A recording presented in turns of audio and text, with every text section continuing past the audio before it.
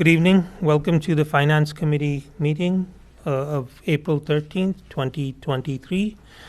As chair of the committee, I recognize that we have a quorum and I call this meeting to order.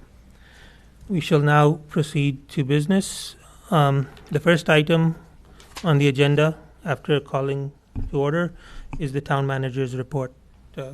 Over to you, Mr. Mizikar. Good evening, members of the Finance Committee. So no additional updates really of substance before we get into the heart of your public hearing for the warrant. Just a couple notes. So we received information yesterday at a very high level that the House Ways and Means Committee has adopted their budget recommendations, but it hasn't filtered its whole way down to the cherry sheet, so we can't really understand the direct impact for Shrewsbury from their financial recommendations. Mainly for that reason, we will not be providing any updates on the budget this evening. We'll save those till your hearing on the 27th. We didn't see really any way to get through 54 warrant articles in one evening anyhow, so we'll have plenty of work to do in a couple weeks. So we won't include the capital improvement plan or the budget at this point because of those updated numbers, or numbers that are being updated. So we'll start out next meeting, if it's okay with you all, with a full balance sheet recap of all the resources that are being offered and expended at town meeting, and then we'll get through whatever rest of articles we need to get to, including the budget. Okay. Any comments from the committee? Sounds good, Kevin. Thank you. We shall now proceed to item number 3, which is reviewing of the Finance Committee report, which was distributed on the Google Drive. Has everybody had a chance to go through the report? Yep. Are there any comments, any suggestions?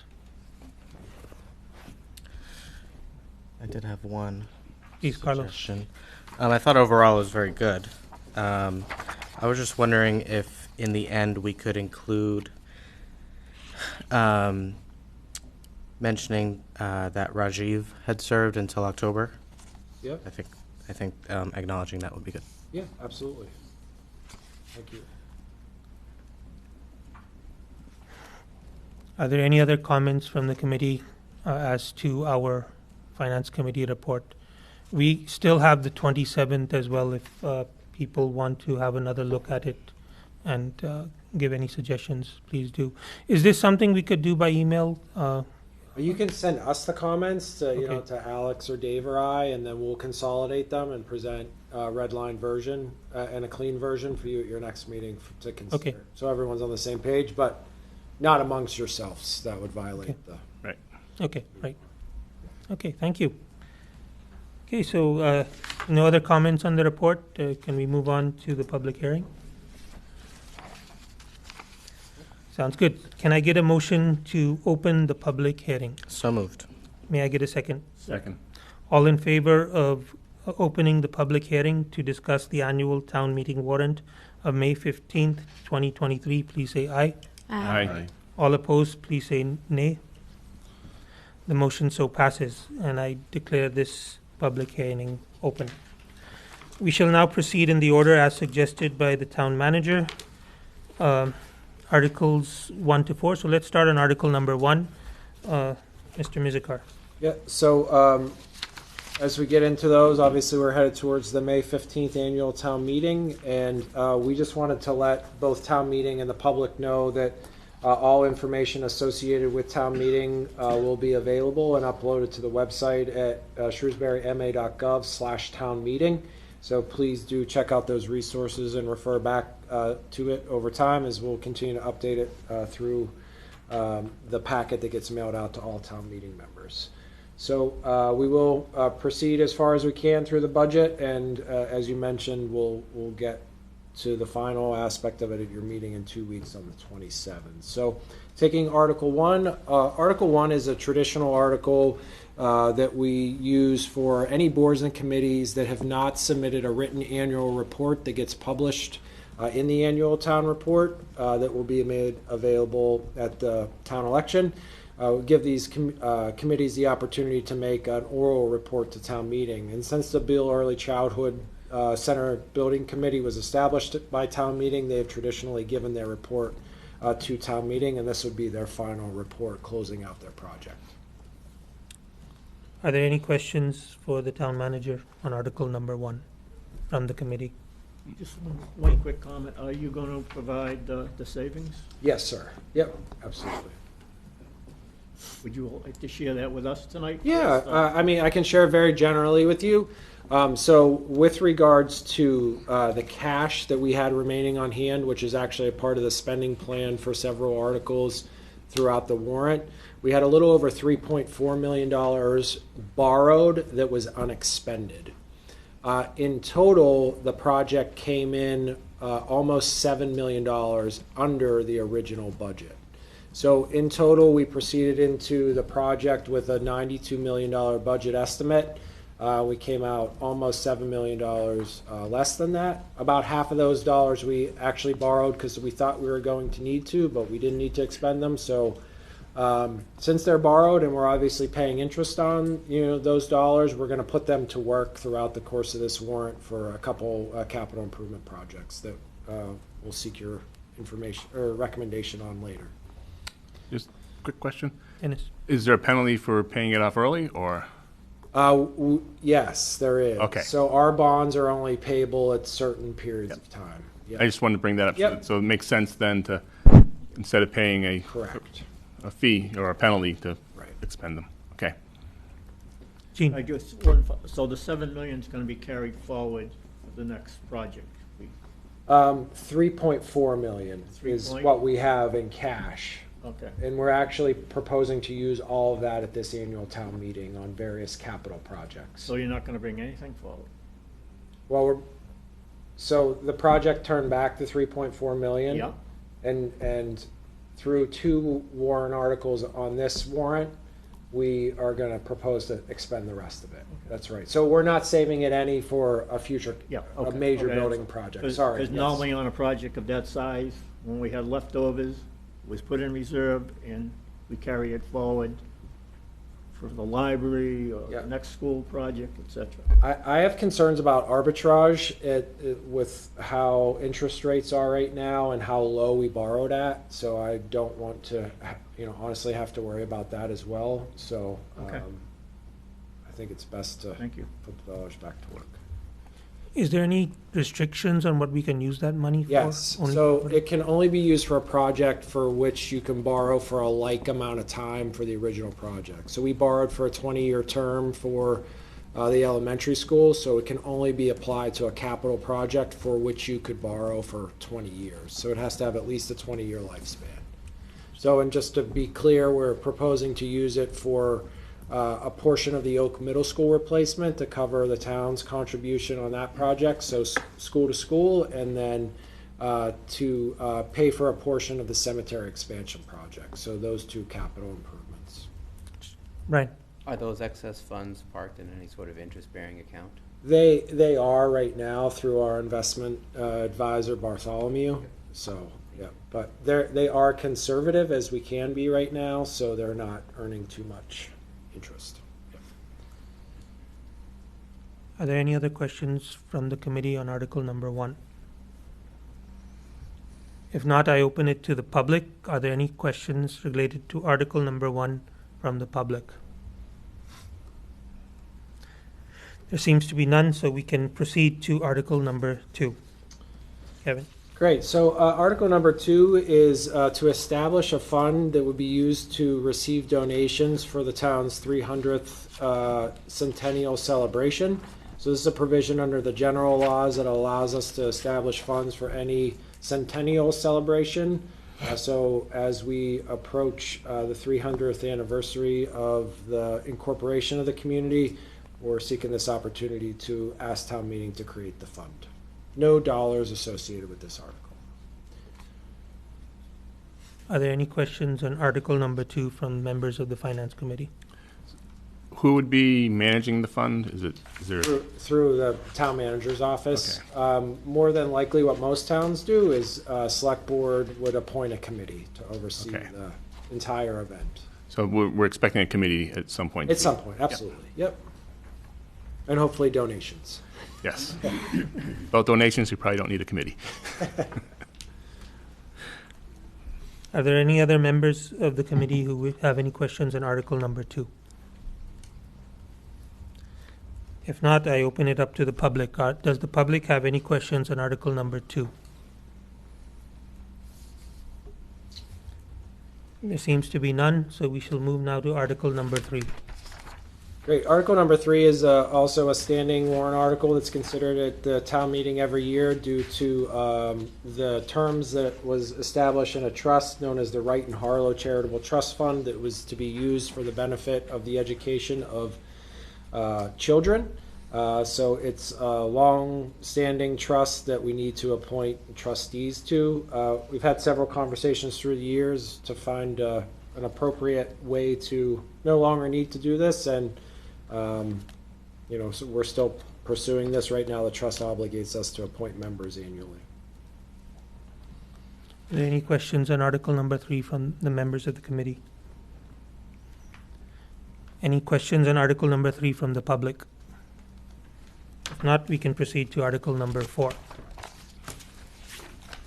Great. So Article number 4 is a interesting article, I think, that we're going to have Ruth Anderson, Principal Assessor, speak to as she identified this initiative and need for the community to consider, and then has worked with our state legislative delegation to find a path forward.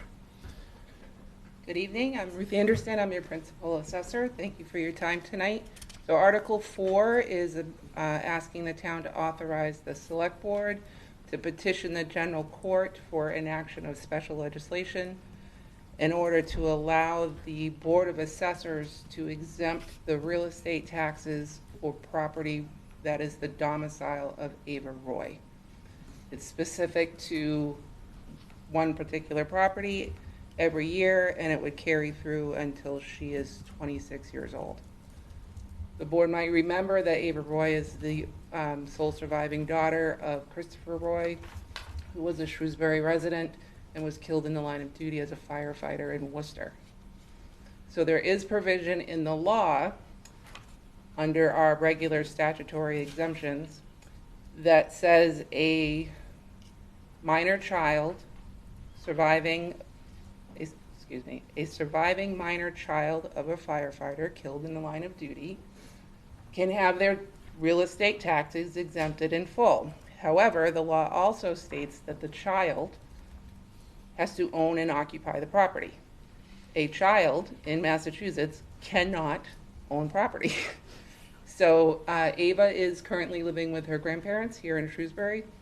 The grandparents came to our board, asked for this exemption. I reached out to the Department of Revenue, and they said, you cannot grant the exemption, even though it's in the law, because she does not own the property, because she cannot own property because she's a minor child.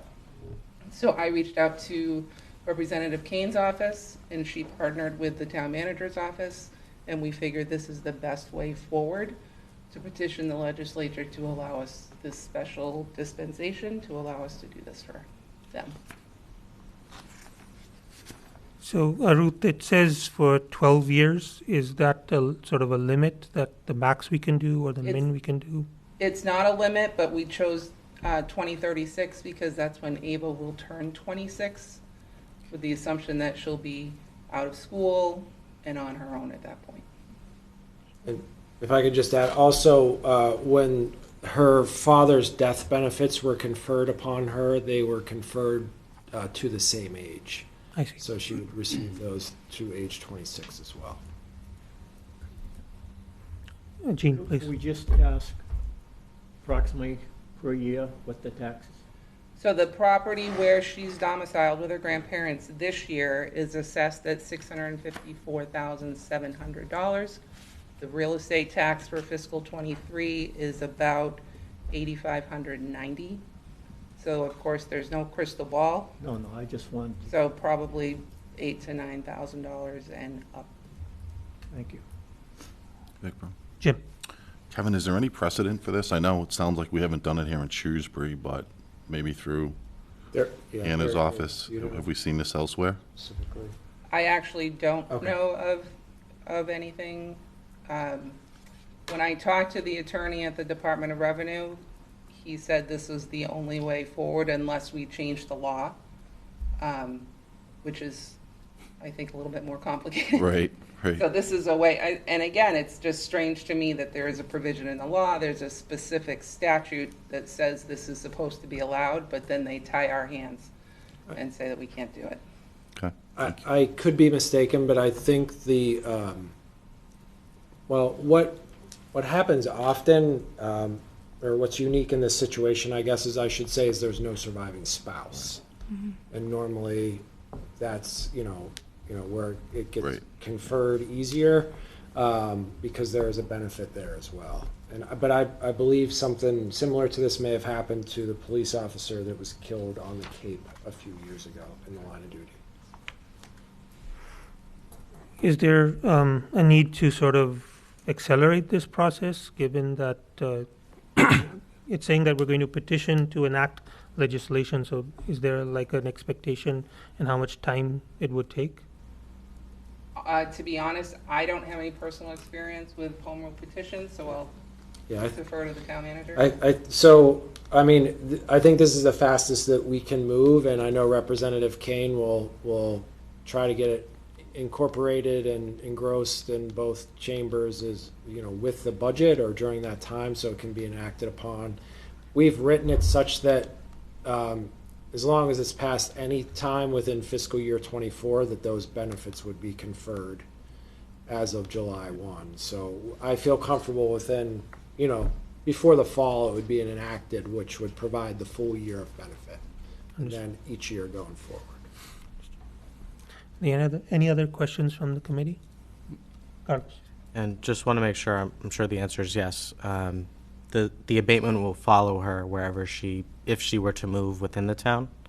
That's correct. So it's written so that it's where she is domiciled, provided the property's owned by her guardian or a trustee who's, in the care of her. Yeah. So it's my understanding and my intention that they will have to apply every year, like everybody else, for any kind of exemption. We'll get the paperwork through, and then it would be funded through the overlay account, like everything else. Okay, thank you. Any other questions from the committee on Article number 4? If not, I open it up to the public. Seeing that there are no questions, I think we can proceed to the next article, which in the order given is Article number 34. Thank you, Ruth. Thank you.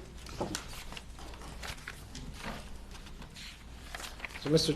Chairman, if I may, on Article 34, which was a citizen's petition that was submitted, this article has been reviewed by Town Council, and upon recommendation of Town Council to the moderator has determined that this article needs to be ruled out of order and will be ruled out of order at the town meeting, given some legal precedents and other challenges associated with it. So we have provided the Finance Committee with a letter from Town Council to the moderator, and we'll also provide that to town meeting members in the packet. It's my perspective that the committee does not need to take any action on that, given this determination. So I agree with that recommendation. I propose that we take no action. Is there any member of the committee who wishes to say something? Just one question. Sure. I understand why it was done out of order, but is that going to be made public as well? Yeah.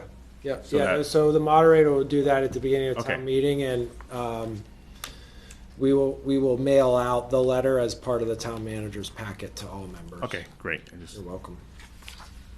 Does any other member of the committee have any comment on Article number 34? Very good. Yes, does anybody from the public wish to comment on this? Not, then we can proceed to Article number 35. So Articles 35 through 44 are Community Preservation Act articles. And I know we have Mr. Molina, the chair of the Community Preservation Act, or Community Preservation Committee, here this evening to provide an overview for the chair. Mr. Molina's. Oh, yes, Mr. Molina, please. Thank you.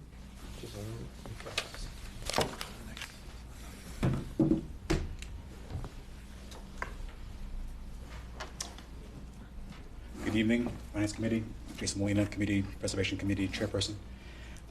So the following articles, as a collective, are our first slate of articles brought to the town for their approval.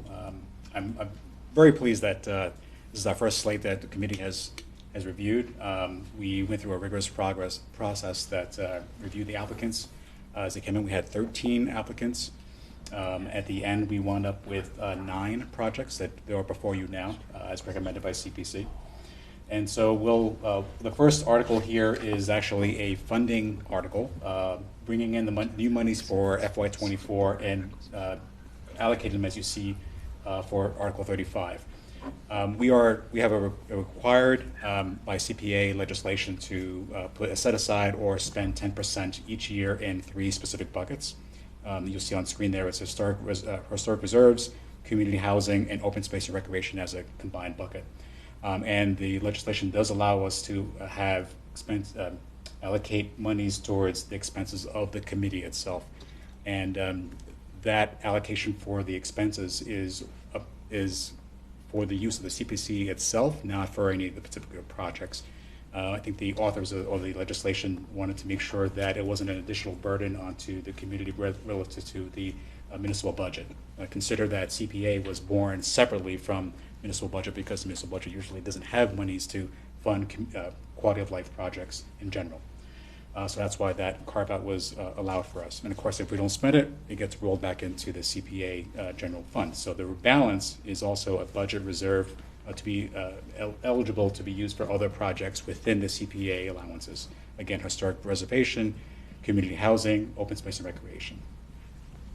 So again, Article 35 is simply to bring the new monies into those particular categories. Are there any questions for Mr. Molina on Article 35? Question, I know it's 53,000 and change budgeted. What do you expect those expenses to run? Sure.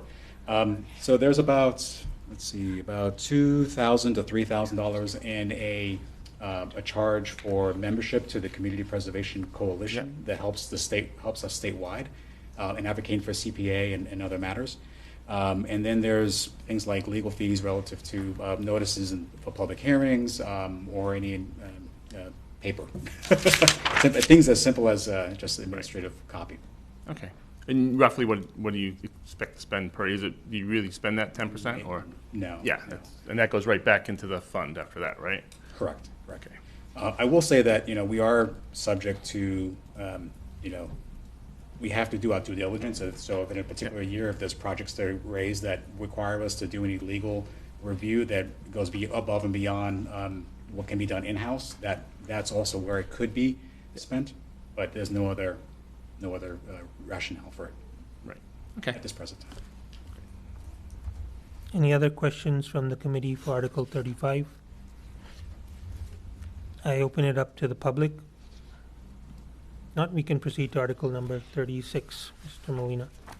Thank you. All right, so number 36 is one of those 9 projects that move forward through the CPC.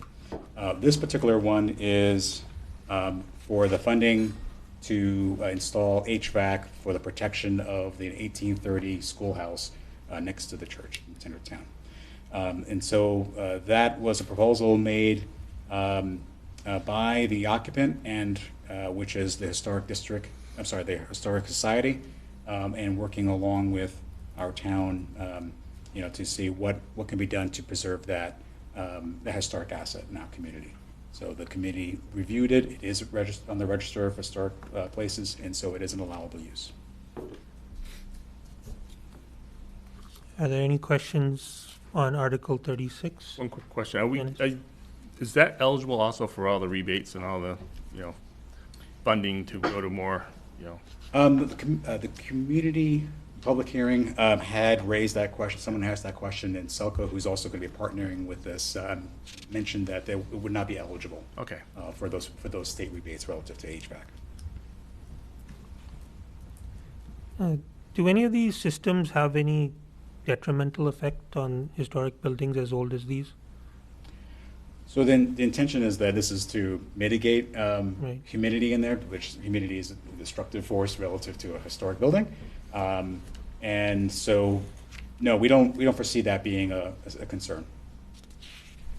Gene? One quick, what is the condition of the building? From what angle?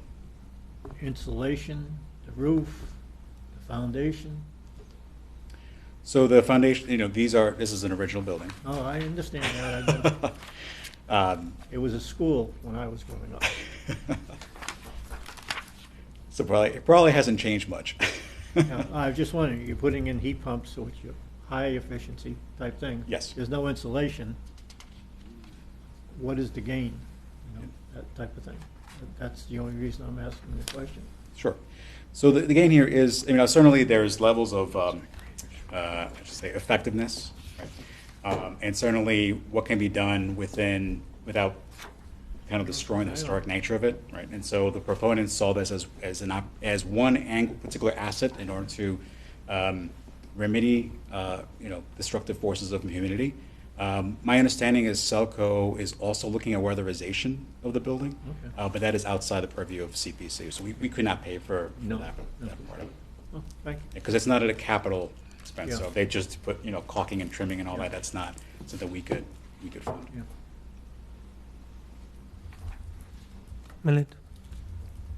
One quick question. So is this building currently opens for public for a certain amount of time, and does this work helps extend those hours, visiting hours? So the building is public. It is, well, when the historic society does open up to the public, that's their hours. So it is leased out to that entity. I don't believe there's any change to the operating hours based on this installation. Thank you. Okay. Are there any other questions from the committee on Article 36? Not, sorry, Brian. What is the square footage of the area that's going to be? I'm not prepared to answer that right. Okay. Is that? That's fair. I was detrimental more to you? just thinking of reasonable cost for what work's being done, that's all. Okay. Is that a piece of information you'd like to have in order to make a determination or recommendation? We can get that for you. I would be curious. Yeah. Jim? And Oh, you got it. Okay. Yeah. Thanks. Yep. and just maybe a follow-up to that, in general, like, I was just curious, maybe, and not just this article, but in general, like, the confidence of the estimates. Do you have a high sense of these numbers are going to be, 80%, 90%? Do you see them ticking up? Well, I would say that these estimates come from, we partnership with town entities. In this case, Selco Right. was the one that provided it. So Okay. we're reliant on the professional services of that entity to provide these estimates. Okay. I think, we have to experience this, right? Go through this as years go on through Sure. CPC and see how things actually turn out. And again, working with known entities, right? Selco Right. being one of them. The committee is putting great stake on those services to say, yes, they're doing the right thing in terms of estimating out. But of course, as we all know, and there's Right. reality on the ground. So I truly believe that these entities decided on the best estimate to put forward. And just a quick follow-up. Sure. If it did go up, would you have, I'm sure there's some sort of procedure you'd have to circle back. If it went up 10%, 20%, you'd have to come back, or not necessarily to us, but in general, to increase that dollar amount?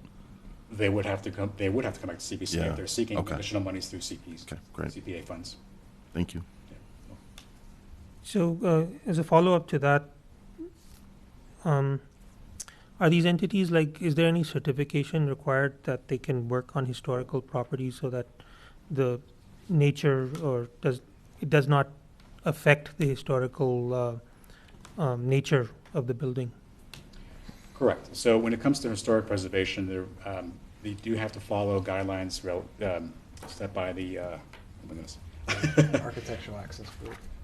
Well, that's relative to any ADA particularly, but there is historic preservation requirements, especially if there's a restoration piece of it, but in this case where it's protection from additional damage, that it's not as, doesn't rise to that level of having to meet certain standards to restoration. So let's say, for example, if we were talking about restoring stained glass in a historic building, like say the library, when it was done, they had to follow certain guidelines relative to that. Right. But in this case, it's for protection, so it's not, it doesn't rise to that level. Any other questions on article number 36? If not, I open it up to the public. Any questions for Mr. Molina on article 36? Seems to be done. We can proceed to article 37. Okay. All right, so Article 37 is for another historic asset in our community, the District 5 Schoolhouse on Old Mill Road, and that is to seek for $2,000 to do an assessment for ADA compliance, to see if that would, how the building can be made ADA compliant, so that with the intention that the occupant would like to have that open to the public during special events. So currently the building is not open to the public, and this work will figure out how to make it ADA accessible with the intention of, down the line, another funding request to make those changes and then make that building open to the public. Again, and with limited access. It's a small room. Right. Any questions on article number 37? Dan? Is the ADA compliance the only reason why it's not open to the public? That was the explanation provided by the occupant. Okay, Yeah. thank you. Gene? Just one, how long has it been closed? It's been years. At one time, we spent a lot of money on that building, but it's been closed. I don't know how long, 10 years, 15 years? I would say, I don't ever remember it being open since I've been here. Yeah. So, I mean, I've been here at 12, so I haven't seen it open in 12. Yeah. But I mean, at least this is a step Yeah, forward, yeah, right? With this small funding request. Are there any other questions on article 37 for Mr. Molina on the committee? Not, I open it up to the public. Any questions from the public on article 37? Not, we can proceed to article number 38. Jason? Okay, thank you very much. Okay, Article 38 is $85,500 for for planning on the rehabilitation of the pergola structure at Prospect Park. So, Friends of the Prospect Park brought forward a request to preserve that asset in our community, and in order to do that, they need to have a design study to review what can be done and to make a plan from that point on. The cost is higher. We did discuss that that's a pretty high cost, but our committee, after deliberating on that, figured that it would be best to have a more detailed plan as opposed to having a light plan and then have to come back for an additional detailed plan. So that's how we decided that it would be best to just have the full detail so we can actually action it in the next ask, if that was something we were to move forward on afterwards. Dennis, please. When you say more detailed plan, is that getting down to what the structure will look like? Or, I mean, what's the more detailed versus the light detail plan? Because $85,000 is a lot of money for someone that say we could do these 5 different things, but how deep are they going? So they're going to the level that it can be actioned to actually remediate the place. So if you think of, if you've visited the structure, you'll know that part of it is missing and part of it is in a shape that can collapse. Right. So it is, how do you keep what's there up, and how can you work to restore pieces that, make sure that it remains a structure. It is not to replace any pieces, so that's the other part to it too, right? It's, we are bound to, we can't create historical artifacts, we can only preserve them, right, or restore them to a nature, right? So if it's within certain guidelines. So this is the part where it is about, what needs to get done in order to make this preserved. From a plan perspective, you know, we had our planning board member had mentioned, well, you know, in his experience that you do want to get into the detail this level. So, you know, I don't have the specific title of the document that would be created versus the other, you know, more lighter one, but it was a general conversation about more detail was best in this scenario. There was a breakdown that was provided to us about how that would be done. Is that something you'd like to? Yeah, I think that'd be something I'd like to see, but I also think it might be good to put into the town meeting packet. Again, it's having seen that structure and seeing what's left of that structure, which is very little. You know, $85,000 seems like a very large amount of money just to do a plan. So it'd be good to see. I'm not saying it's wrong. It'd just be good to see it and be, I think, our due diligence to look at that. Okay. Do we have any more information on the historic nature of this structure?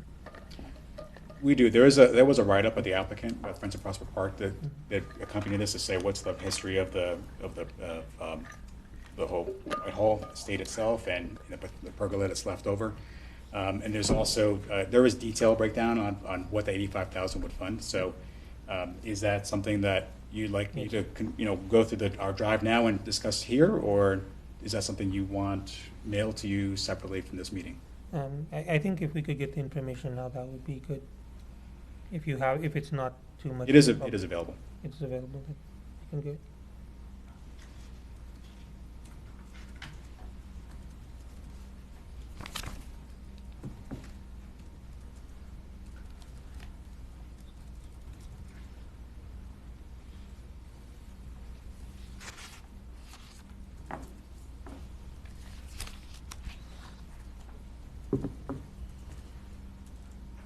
Yes, please.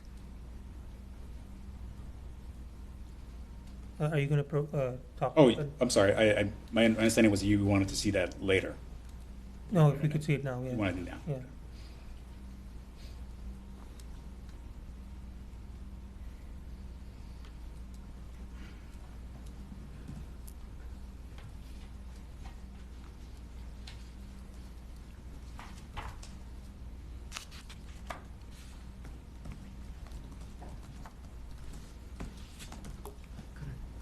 Could I ask a quick question? Sure, Gene. Ask the manager, have we gone out for a bid on this at all already? Or? Oh, yeah. That's, great. No, these have not been put out to bid, but, you know, they will be Yeah. prior. So internally, it's engineering, Correct. Department of Public Works. Correct. Yeah. Unless I'm wrong. We haven't gone out to bid on this stuff yet. Right.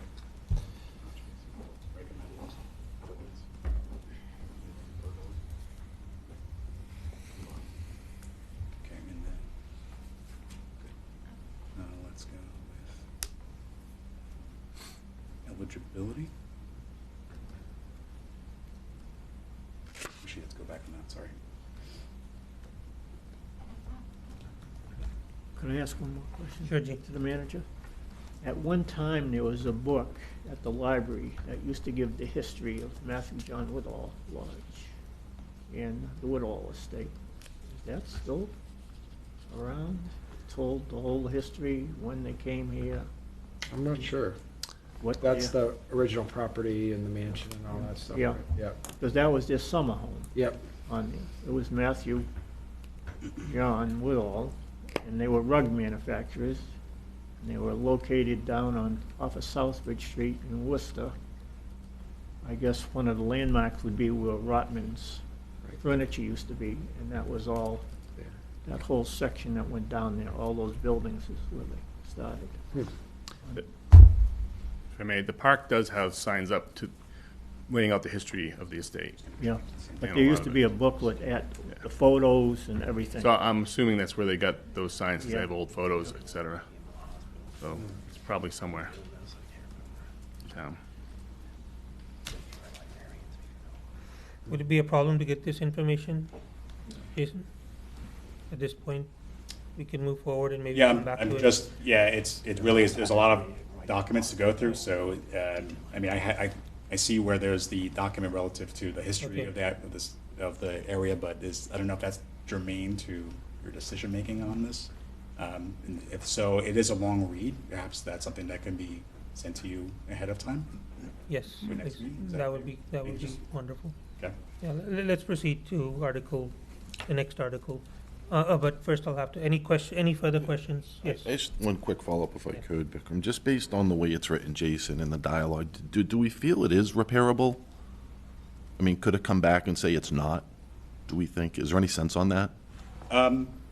So the estimate came from an architect that the town has already used previously. So our understanding is if they believe Okay. that it wasn't something they could That's do, they helpful. wouldn't entertain putting an estimate together. Right. So that's how Thank we you. approach that. But it is a good question because we asked that as well. Well, you just hate to spend that and then come to find out you can't repair it, or you got to start from scratch. So if it's been asked and answered, that's great. Thank you. So would the committee want to discuss this again once we get the further information on our next meeting? Or are we okay that we go through it and deliberate when the time comes? I think if we get the information, we can read it, and then we can, if anyone feels they need to deliberate more, we could send, obviously, 'cause we can't email each other, we could send to the town manager or assistant town managers and ask that Jason come back to discuss it at our next meeting. Okay, that sounds like a good plan. So, any other questions on Article 38 from the committee? And is everybody okay with the plan going forward? Any questions from the public? We can proceed, Mr. Molina, to Article number 39. Thank you. Article 39 is seeking $5,500 for the assessment and for the assessment of preserving historic gravestones at the Mountain View Cemetery. And that is, again, an assessment of the historic district section, that cemetery, to see what headstones whether they need to be restored or they can be rehabilitated to their natural state. It is not for creation of new replacement stones if there needs to be one, or if anything is missing at this point, because that would be out of order for CPA funding. Again, $5,500 for that the assessment. Our anticipation is they'll come back afterwards to do the actual work with that assessment. Any questions from the committee on Article number 39? Any questions from the public on Article number 39? Thank you, Jason. We can go to Article number 40. Thank you. Article 40 is seeking $40,000 for the restoration of the playground equipment at Arrowwood Park. This happened to be one of a project raised by a local community member, partnering with DPW to see this through. So the local advocates saw a need in their community to rehabilitate their playground, and this $40,000 is for that design services to redo that playground for a future project request. Question? Dennis? How accessible is that park to people that don't live right in that part of the community? But is it a park that anyone in Shrewsbury could go, they could park there, get in, get out? Or is it more local to one general section neighborhood of town? It is located in a neighborhood, but it is available to anybody. And there's enough parking so that people could park near it? There are no. Or street, I'm assuming it's street parking. Street parking. Yeah, but we're not, it's not like houses all around it so that you'd have to, there's like 10 spaces, otherwise you're parking in front of someone's house. It is, from what I see, an aerial perspective. Yeah. There is a long, Okay. Great. Road there that people can park all around. Okay. So it is a neighborhood, right? So there are Yeah. houses in there. So Yeah. I would imagine that the people living in the houses would park their cars in the garage, but the streets are available. Yeah, no, because I think it's great to restore the public parks and stuff. I just want to make sure, since it's community money, that we're doing it so that anyone could actually enjoy it. Whether they take advantage or not, that's their choice, but making sure that it's going to be a place where enough people can take advantage of it if they want to. Any other questions on Article 40? Lena, did you have a question? So, is this park compared to the other parks in town? Is this like the number one priority to be looked at to be redesigned? So I would say that I think the ordering would have been great if the other one was discussion for us, because there is another article about assessing all the playgrounds in our community, and it also tied in another park that needs work as well, Edgemere. But we'll get to that article in a moment. So that assessment will really flush out what are the other priorities in our community. This one in particular, that our committee was really excited at the fact that this was a community-led project request, and they saw that need, again, partnering with DPW. So I cannot answer specifically if this is the top priority, because the other article is really going to be assessing that. So future work would advise where else to go. But where this was a community-sponsored project, the committee was pretty excited to move forward with that, given, again, that CPA was adopted to help the community with quality of life projects. So we saw it from that lens. Any other questions on Article 40? Milind? Just follow up to that, right? I know there was an effort, as you mentioned, from a town also to look at, which parts can be, enrich and restore. Was this one of those as well, or, is this excluding the efforts that town was also envisioning? Are you saying there's prior work, or the work that I mentioned The that work was that coming? you mentioned, yeah. So that's future. That's Article 41, I believe. Yeah, I think if I remember, probably one of those meetings, I think town was coming up with like 7 or 8 parks to be reviewed. And my question is was this one of Oh, I see what you're saying. Is Arrowwood Park in the list of Article 41? Yes. Okay. Yes. So how do we differentiate, the work with this article and the next one? And if we want to answer that in that article, I'm fine with that. All right. I'm advising you probably want to discuss that in Article 41, but I would say that Arrowwood Park is on the list for 41. Is that okay? Yeah, Okay. I will ask the question probably. I can go straight to that one if you're looking. Yeah. Come back. Any other questions on Article 40 for Mr. Molina? If not, I open it up to the public. Any questions on Article number 40? Seems to be none. We shall proceed to Article number 41. Thank you.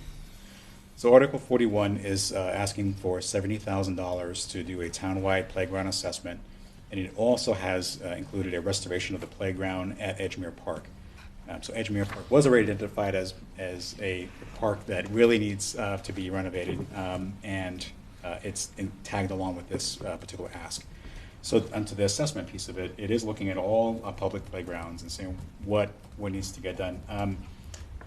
It was a top number that included both pieces, the design services for Edgemere, for the construction of Edgemere and assessment. So it wasn't broken down saying X number of dollars per park. That's why I couldn't answer that question saying how much is Arrowwood and do you really, what can you save for Arrowwood if it's already included in the design. But it is a good question because that was raised at our CPC meeting, and that was the response that we received from DPW, that it wasn't broken down to that level. Again, our committee is working through our first round of the, first go at CPA applicants, right? And I think there'll be a lot of learnings to have as we move forward. And obviously with, hearing from Finance Committee and town, and town meeting about any feedback as we get through these projects, will certainly be a learning process to get our CPC, body of knowledge is ready, institutional knowledge built up to anticipate some of these questions that you would be having as well. Dennis had a question. Well, I'll let Gene go. Okay. I was just gonna, I wonder if the article should be a little broader, because I hope we're not just talking about the playground, because the ball field's a mess, the basketball court needs attention. Are we looking at the whole facility or just the playground portion of it? Because that's very small. So it is targeted to specifically the playgrounds.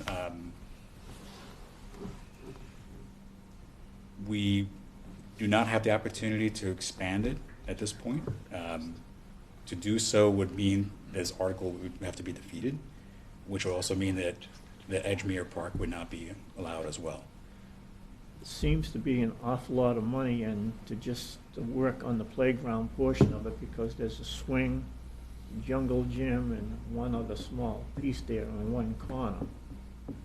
Then you've got the whole ball field and the basketball court. You're talking about Park Edgemere? Edgemere, yeah. Yeah. So, I think certainly hearing figures, Yeah. general figures from other playgrounds, this seems to be on par, given that, there would be those construction pieces, right, plus the assessment. So I think there just may be a little bit of confusion. So this would be an assessment of 7 different playgrounds and an assessment and restoration at Edgemere. So it's not just restoration at Edgemere, an assessment at Edgemere. It's an assessment of 7 different parks. Which includes everything. Which includes everything, and then the ability to do some restoration work at Edgemere if funds are available, correct? The playgrounds specifically. The playgrounds. The playgrounds specifically, Yeah. yes. Could I have just one follow-up? Going back to our reuse committee dollars, has anything been funded, any amount of dollars that's going to go to these particular parks? Because we had one big lump sum for the parks. So ARPA? Yeah, it's a ARPA, yep. Yeah, there are ARPA dollars going to Edgemere Park, and I can pull that up. Right, that was at the ball field side of it. Correct. It does not overlap with what's being funded through CPA. Thank you. Sure. Dennis? I know, Arrowhead is in this district. I would assume you're not really going to do an assessment on it because we budgeted $40,000 in the previous one for the assessment. Are the parks identified by name in here, or could you put a different park in that place?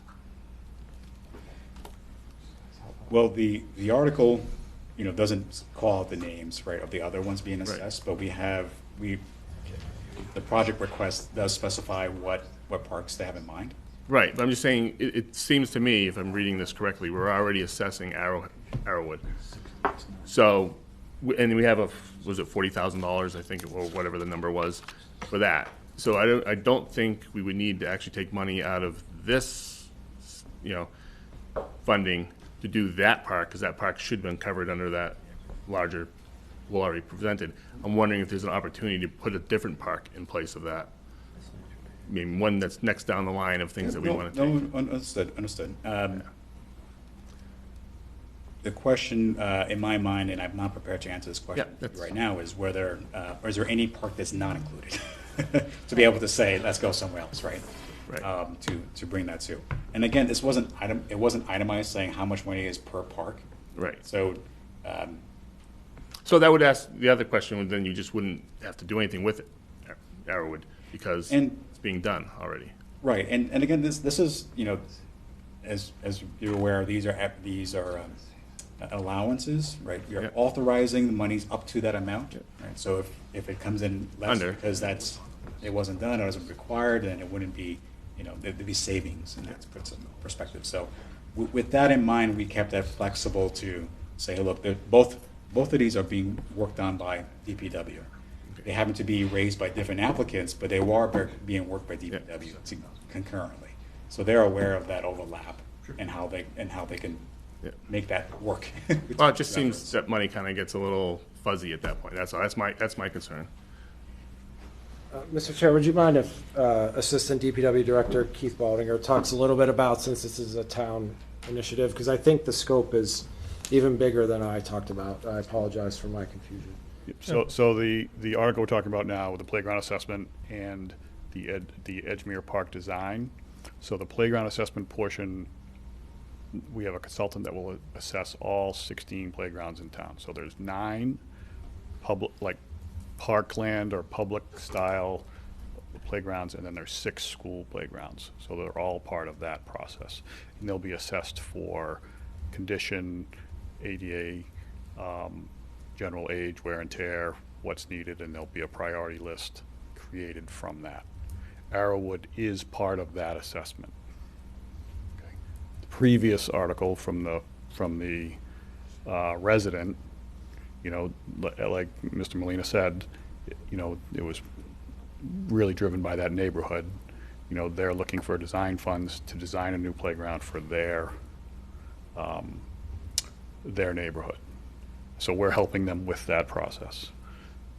The article we're on now with the assessment, and then it includes the Edgemere playground, which the Parks Maintenance Division and the Parks and Cemetery Commission have determined their #1 priority playground for replacement.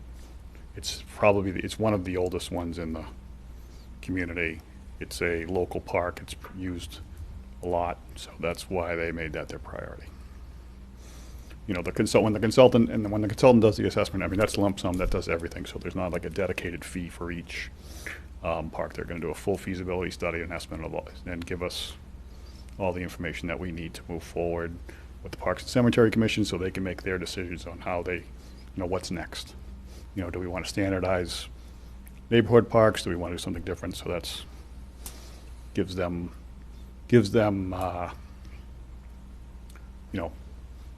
all the data they need to create their plan going forward. Any other questions for Mr. Ballinger? Yes, please. Is there any thinking in this assessment for finding other potential locations for additional playgrounds in the community? Not part of this assessment, no. Okay, thank you. Any further questions for Keith? Milind? So if I am interpreting your comment correctly, regardless of whether Arrowwood, we have previous article talking about Arrowwood, Mhm. It doesn't make any difference because it's a lump sum amount Correct. given to the consultant. Yep, so DPW's perspective for this assessment is to learn about every playground that we have and what those needs are for the future. Can I? Sure, please. So I thank you for those details. I think, there is definitely a confusion because, it doesn't say town and school playground. Sure. So I think it would be good to have that clarity because these questions I anticipate those questions might come up in. Sure, and we can certainly put something together for the committee and for town meeting so that.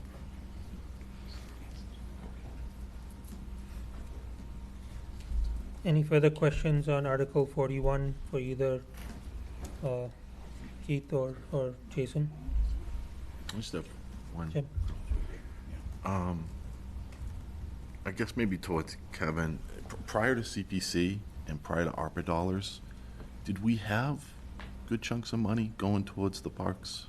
Nope. No chunks of money. Zero, okay. Pretty much. I mean, Outside of maintenance. very limited maintenance Yeah. dollars, which is the exciting aspect of the long-term consideration of CPA, and the reason that the select board, were so focused on dedicating significant funds towards the parks. Great, thank you. If no further questions, I open it up to the public. There seems to be none, so thank you, Jason. We'll move to Article number 42. Thank you. Article 42 seeks $375,000 for the reconstruction of the basketball courts at Dean Park. Any questions on Article 42? Jason, how many basketball courts are there? 3. Three. And so they're being played. I thought there were 4. There are 3 inside the gated area and 1 in Yes. front, but you're just doing 3 of them with this? There are 3 presently. This is to replace those 3 because they are in a pretty poor shape right now. Right. I would say, I can feel the question coming. Was there an opportunity to add another court? Was there an opportunity to combine them? Those are questions I certainly had, and I was provided an answer that was sufficient to say, all right, it would cost more money if it was to expand the space because of the different grades of where the 2 and the 1 are right now, and so to combine them would mean more money to raise it, or add a 4th would be tight in that space around the curve. I have a question. Well, actually, I have a different question, but that's a good question as well. But knowing that space, I kind of figured that. There's lighting there already. Are we going to do lighting for evening, better lighting, et cetera, for the courts? Lighting was not requested in this. Okay. lighting is an opportunity for a future project request, but it wasn't part of this request. Okay. Jim? Do we know how old the current courts are now? How long they've been there, out of curiosity? I'm sure it's probably in It's- a footnote. All right, Jason, you don't have to, I was just curious. We don't have that detail yet. I'm sure it's, Sorry. I'm sure it's got some miles. Yeah, I don't think they've been replaced in my Yeah. 30 A years long living time, here. yeah. Any other questions on Article 42 from the committee? If not, I open it to the public. There seems to be none, so thank you, Jason. Let's move to Article 43. Okay, Article 43 is seeking $142,000 to provide an entranceway and parking so that there could be accessible parking at the land known as Camp Wonigan. So Camp Wonigan has active trails today, but it's very difficult for participants to find parking to be able to get there. And so this would make it a dedicated space so that it is purposefully bringing the public to enjoy this parcel along with the trails that it provides. This also provides a future opportunity to create an ADA accessible trail off of this parking lot. So that's the idea behind this request.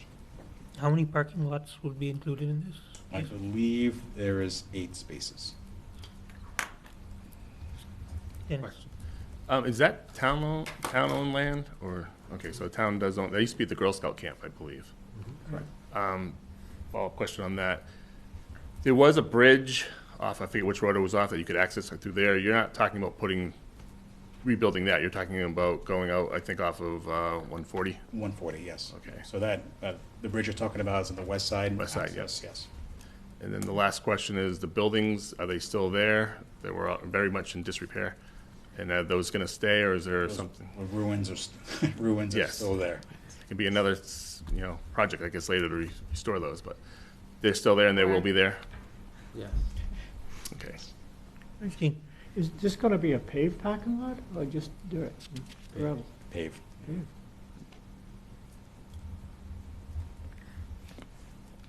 Ellen? So if you're talking about adding 8 spaces and, you talked about, future opportunity to have ADA compliant trail. So currently, we are not going to allocate any handicap parking there. I'm sorry, Caroline, not going to what? Currently, out of those 8, are we not going to assign any handicap parking? I believe there is an assignment on there. For me, I'll go through the document here. It does say that there is in the article, in italics at the bottom. The project includes an accessible parking area at the property known as Camp Wonigan.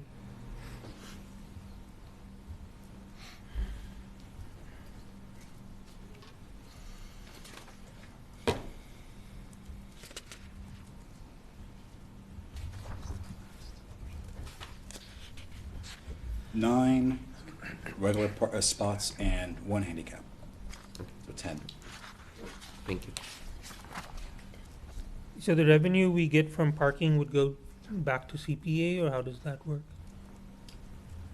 Revenue. I mean, in the paid parking that it would recognize. It's paid This is- parking, no? No, this is not paid parking. Oh, okay, I misheard then.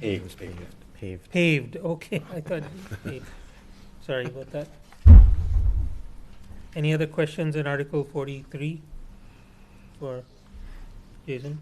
Just a quick clarification. Will there be additional materials ahead of town meeting that show where these locations are and things like that, or for during town meeting, or?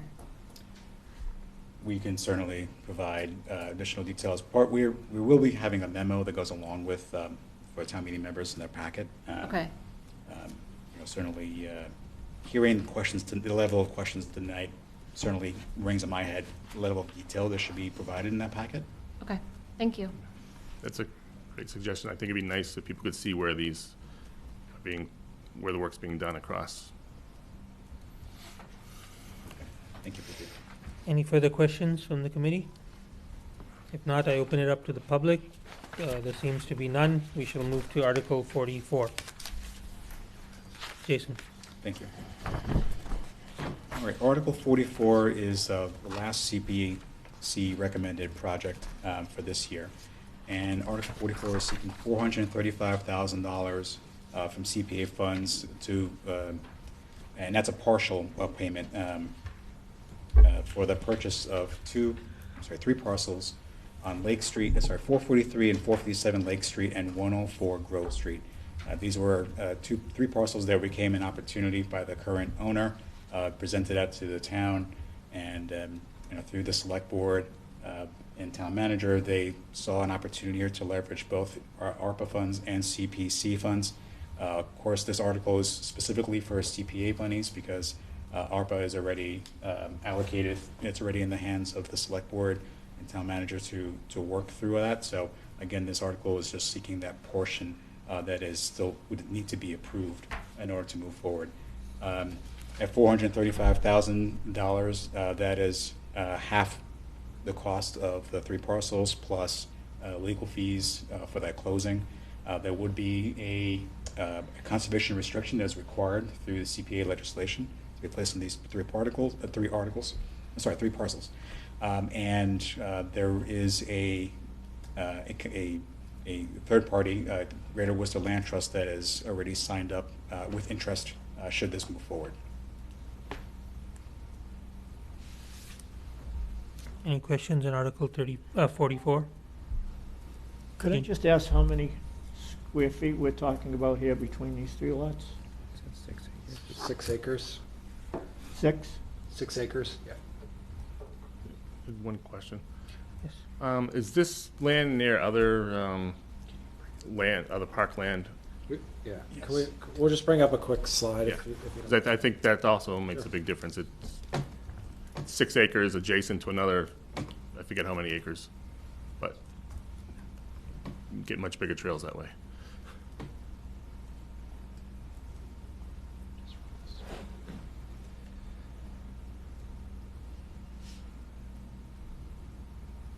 So the three parcels that are in yellow are the parcels that are under consideration. The land across the street, which includes about 96 acres of land, is Lake Street Park. The vision for this piece of these properties is that it becomes a major connecting piece that individuals that we can begin to work on kind of a town-wide greenway project that would be able to connect Camp Wanigan, which is the property that you just discussed, which is the large parcels in blue on the right side of the screen that have access to Grafton Street, and then there's sidewalks along Crimson, and then you can make your way across town land and on sidewalks the whole way over to Grove Street, and these parcels connect into there, connect to Lake Street Park through what will be the subsequent article on the warrant. We are also seeking to be able to acquire an easement underneath the power lines, which is the dashed lines shown there, that would connect to 10 Elliott Circle, which is a piece of town-owned land that connects to the sidewalks on Lake Street Park. Although we do not feel the easement is critical to the success of this project, we do think this is a unique opportunity to acquire a piece of property that was undeveloped, to use this farmland historically in the town by the Howe and Sears families, and grow our open space and passive recreation opportunities and trail development opportunities. Is this slide in the online as well, or is that something separate? We just put it into the Finance Committee folder this evening, so it is in there that you would be able to view.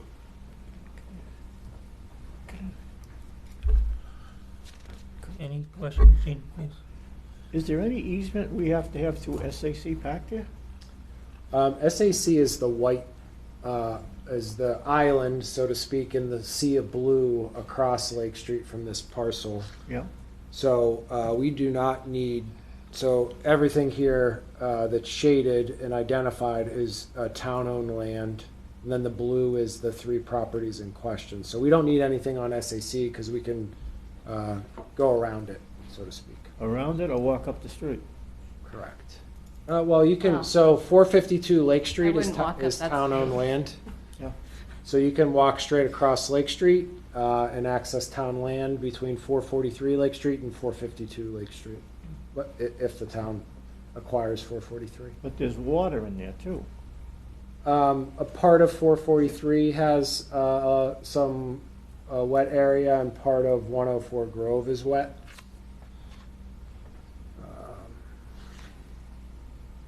I mean, when it rains, it's real wet. But you can see it on the bottom portion of this picture. So that's Grove Street coming out there at the bottom. This is a historic picture of the old farm that was a part of the land that was used for the current subdivision there. It's Grove Meadow Lane. But you can see on the bottom right that there is a small body of water. And it is wet. You can see further up the slide, but you can traverse around these areas. There's enough upland on our, the proposed property and then across the street that's associated with Lake Street Park. So what is our chapter 44B? Is that something that enables us to get land for conservation? Yes. So 44B is CPA legislation, so Oh, okay. this will be purchased. So I think, there was one thing I should have mentioned too. While trails are one of the aspects of the opportunities with the 3 parcels, the focus of this article from the CPC perspective is for open space protection. There is, the wetland pieces, there is the trail opportunities, but again, open space is the focus that we're seeking here.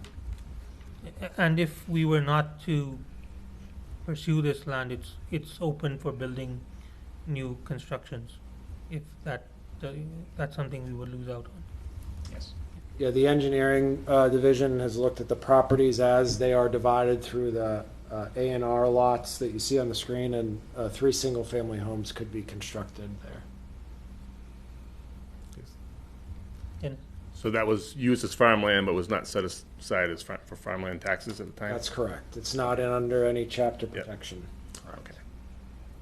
And this might be too early a question, Jason, but when we say it's historic, are the farms historic, and will they be maintained? The structures, the farm structures, the pictures that you just showed to us, or is that Those no are longer gone. existent? Those are no longer there. They're no longer there. Any other questions on Article 43? This was. I have one, Vikram. Yes, Jim, please. Jason, did 44. this request, was there any other competing land acquisitions requests?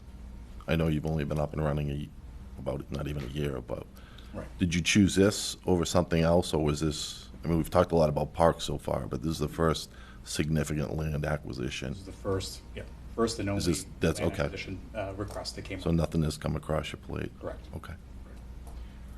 Certainly, this is an opportunity that came to the town, right? So, the current owner was seeking to put an offer to the town to purchase it. Our committee was viewing it as saying, all right, well, we know there's other parcels in our community that we have interest in, but when the opportunity's in front of you, you let it go and just saying something else in there. So that was part of the debate, right? That was part of the discussion. We certainly had public feedback on that as well.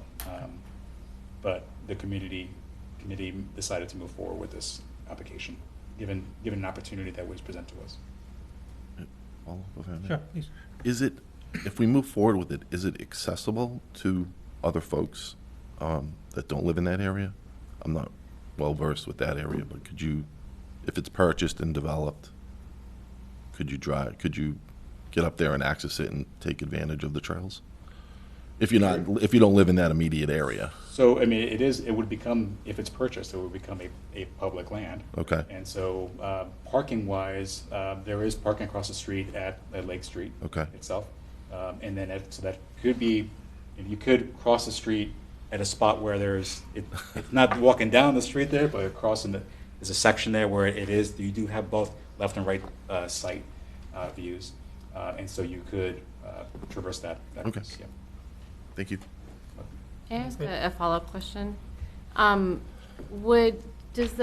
I guess this is maybe for Mr. Mizikar, is there any opportunity if this does become town purchase land to consider maybe making Lake Street a little bit safer to drive through? You know, now that we have the Beale School there and things, that part of Lake is very narrow, very curvy. I'm scared to drive there every day. It could be. My reservation is that we're acquiring this land for open space, so it would be protected. I mean, I understand that it's a sharp corner there, and we have designed a softer corner there under prior consideration. It would require private land takings in order to do that, and one downstream impact of straightening the road is higher traffic or faster speeds on the road. So there's some people drive trade-off. very fast on that road already. Right, which they would go faster if we straighten the corner out. Gene? Just back 10, 15 years ago, there was several proposals to redo Lake Street, and neighbors were all against it. They did not want it touched. Right. Last year. Well, they redid it with the Beale, but they didn't want the continuation of the road. I think last year we had a thing before the finance committee that actually got pulled at town meeting to buy a piece of land to straighten the road for about I think it was $750,000 or $1 million total to do it. Okay. So that has been there. But one thing I will, sorry to take up time, I'd contact Chief Police because they've yet to do a real, they don't sit police officers down there. They haven't done a real study on that. Thank you. And thank you for the history as well. Any other further questions on 44? If not, I open it up to the public. I just Carlos. had a very quick question. The ARPA dollars that will be going towards this, it's also 435? Just That's correct. okay. Yeah. One question. Do we have an estimate of what that land would sell for were you to turn it into 3 house lots? I don't, but this land is, the sales price has been, the property's been appraised at $840,000. So it's, we've had it appraised, we split the cost of the appraisal with the current landowner. Okay, no, that's fine, appraisal. So that would have taken into all, Right. the best and Yep. highest use. Yep, great. Any further questions? If not, I'll open it up to the public. Any questions on Article 44? Yes, sir. If you could come to the mic, introduce yourself with your name, precinct number, and house address. And address. Yes. Tony Bonaventura, Precinct 4, 120 Howe Ave. I'm very familiar with this property, and I have a lot of concerns. I brought some of those concerns up at the CPC meeting, and I don't feel like they were adequately addressed. And I don't think there's enough information here for folks to make a good decision. So a few items, just on the value alone. I'm not sure what the appraisal says. I don't know how we get access to that. There are 3 lots there now, but I believe that those were recently subdivided. Is that true? 2018 or 19? Okay. So there are wetlands on that property, as everybody knows, but there's also a perennial brook on that property as well that informally I've discovered not only runs to Grove Street, but starts at some point before the ponding area of that wetlands. So I'm not sure how familiar anybody is here with the 1996 Rivers Act, but it dramatically affects a parcel like this. So the Rivers Act protects land 200 feet on either side of a perennial brook. I can point out there, but you're talking could be as little as 50 or 60 or 70 feet, or it could be as much as a couple hundred feet. It depends how that is analyzed by the wetlands scientists and conservation when they analyze those findings. So has anything been done official, formally with that? I've been told no, but it's a question, I guess, to Mr. Molina. No, it's not. No. So what happens is I actually own a piece of land very similar to this with the same problems. I've had it for 20 years. Well, not problems. I purchased it knowingly, but I became very familiar with this. So what happens is with a brook, if those lots, those 3 lots were in existence before 1996, you could build a home on there assuming it's not actually in the wetlands. You would have the right to build a home there. But, and this can all be verified through conservation, but if those lots were split after 1996, you lose those rights. So typically you cannot build within, or even touch within 200 feet of a brook. And if they determine that there's a pond, well, then there's different regulations for that part of it, but there are also setbacks from that. I think the minimum is like 35 or 30 or 35 for building in this town. But that will take out a large piece of that property. It may prevent a home from being built, especially on 457. It may cause issues for 104. And it could actually, according to what I recently heard, it could even cause an issue for 443 because it's the brook is going on a certain angle, that rays out, that 200 feet rays out at an angle as well. So without actually knowing that information in advance, that land could be worth a third or of that price. And it will be pretty much protected naturally by the existing Wetlands Protection Act. So I don't see how we can even make a determination on value based on that. Another concern I have is about the that's an important one. I don't see how a decision can be made without knowing that. Nobody would purchase it without knowing that. Nobody would, if it was a builder or whatever, they're going to go through the whole process, probably buy it on, an agreement where they get to go through the process to see what it's going to come out as. So I don't know how that appraisal was written. I'm guessing that it made I'd be happy to share it with you. Okay. Was there an exclusion for that type of thing, just Nope. based on the lots or? Nope. I'd be happy to share it with you. 117-page appraisal document by a certified appraiser. $450,000 is the value identified for 443 Lake Street, $190,000 value of 457 Lake Street, and $200,000 for 104 Grove Street.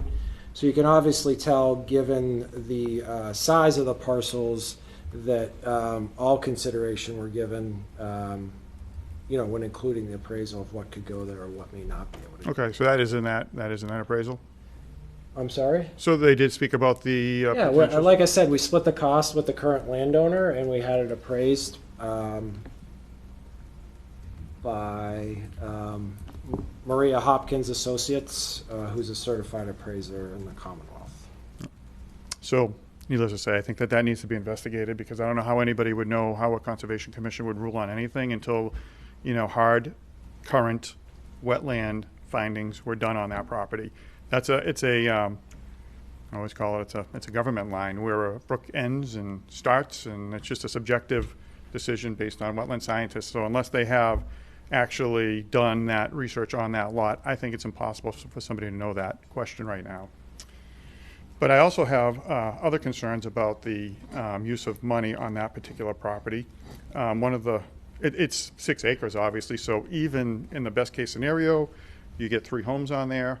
They're probably going to be set back quite a bit.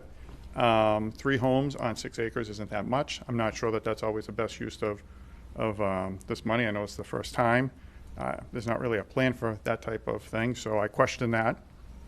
Another reason given for purchasing this was connectivity, and I just wonder, they talked about easements. There's other land, that I think we're looking to connect to the general area over there. I don't know how much use that connectivity will bring. I'm sure there might be a few that want to take 10-mile hikes. There's quite a bit of land the other way. It seems to me, somebody had mentioned that dangerous area. I'm very familiar with it. It's a terrible corner. It is dangerous. It's extremely dangerous for pedestrians. There's currently a sidewalk that ends somewhere up here. It literally ends, people use that sidewalk all the time. There is no sidewalk around this corner. So just from a value standpoint as a resident, and excuse me if I'm, going past where I should, but I'm trying to find a place in the process to get in early before these things get carried down the line. I think a little under $1 million. I don't know what it would cost to put a sidewalk on that road, but that would certainly benefit more residents than the occasional person who is going to go that far. There is a lot of room for walking on trails in this area. Actually, my property abuts that high tension line further up off of Howe Ave, so very familiar with the woods around there. So that's a question I have from a value standpoint. Even with all the other issues that I've just spoke about, that would be a great place to put in a sidewalk. It's going to be an expensive one because of there are some stone walls there on this property and the neighbors. In that corner, someday that's going to need to be resolved. So, I hear the speed concerns. There's still going to be a corner there. It will be much safer if it had a sidewalk. Pedestrians would use that sidewalk. It would be a great place to continue the sidewalk. So I worry about, or I think that it needs to be discussed, this whole conservation restriction, even if it got to that point, what does that do to the ability to leave land to purchase down the road when somebody finally decides that they do want to do something to that street? Because it is busier. Obviously, people are cutting across from Route 9 to Route 20 more and more often. GPS started that, and the growth of Route 20 is really adding on to that. So I just see several issues. There just doesn't seem to be enough information.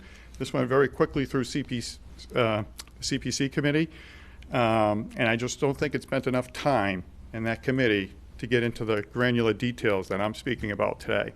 So that would be my major concerns. But the Rivers Act thing is very important for having knowledge of what can happen there. I'll be interested in looking at that report. Anything you would like to say to respond? Sure, yes. I would say that our committee was focused on the opportunity as a whole, that this is 3 parcels that were providing an open space purchase, right? And trails was one of the ancillary pieces to it, but certainly wasn't the most germane piece to it. The gentleman did bring these points to CPC, and we did hear them out. In terms of timing, sure. I mean, this is an opportunity that came late to CPC, but it was still it was still an allowable approach to come CPC because we know that the town warrant hadn't been assigned yet, and so it was an opportunity to still hear out the applicant. The applicant did do great due diligence to make sure that they had the assessment, which is a required component of it, that we filled out the process that CPC does do. So from a procedure perspective, all parties did what they needed to do in that perspective.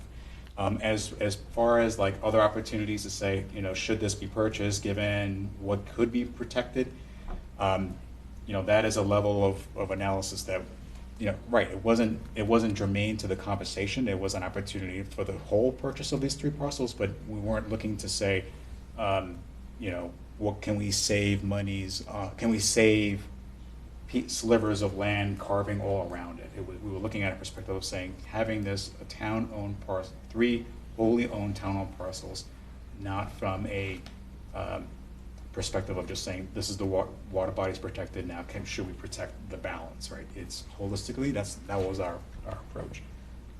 So, I think I do, the 123 pages that were provided in the assessment piece along with our documents for CPC processing did include content in here. It is a level of detail that probably is best if you want to read directly, right, that PDF that we were provided. So the assessor did come back with looking at in their review of this, saying that this is, again, to the manager's point, that these are 3 buildable lots. That was after reviewing all components of it. So I think it's in the detail if the committee would like to see it.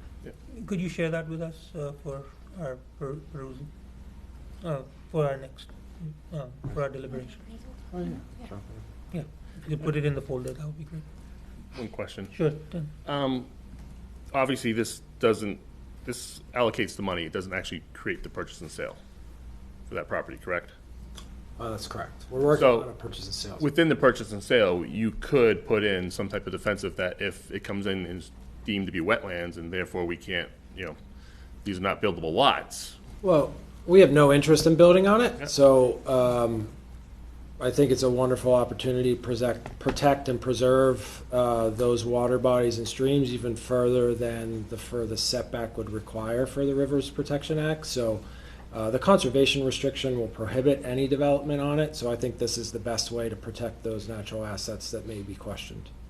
I agree with that. I was just saying, I think this gentleman's concern is that we're paying much too much for the land. And the point being that if we were to do another assessment and we found that because of they're all wetlands, no one could have built on it, Got it. we could ask for, a reassessment and a repricing. But I think what we're trying to do as a town, and I hear it every day, is there's not enough open space. Why are we building? Why are we doing this? Why are we doing that? It makes sense where we have the opportunity to pick up land, especially where it's adjacent to where we could have other open space land, it's worth looking at. But I also agree we need to make sure that, we know what we're buying ahead of time. Gene? I think we can do both. When you had the appraisal done, did they break down each lot separately or Yeah. total? Separately. Separately. Yep. Can that 104 be divided again? I believe that it cannot because of the lot shape factor zoning that we have in town and the natural body of water that's on it would not provide any way to have enough frontage on on Grove Street to have two different properties or two different Well, I don't know house the lots. size of it, but it looks like a common driveway could have gone in there and built more than one house on there. Perhaps, but I thought that for some reason that wouldn't have been the opportunity. Only three. I didn't know if that added so much more to the value, Mhm. the other two, so Right. without seeing the breakdown. Right. Any more comments from the committee? Mr. Ventura, do you have another comment? Yeah, so I mean, again, going back to the value, I don't know how they determine it, but I know that brook is located in this general area here. So actually, there's a house over here that is very close. They have fences up when conservation gave them the approval. They couldn't go any further. I'm assuming that house was done, the lot was there before 1996, so they had to allow it, which is why it's right on top of the brook. And they even have signs and a fence saying you can't go in there for any reason. But the brook is right here.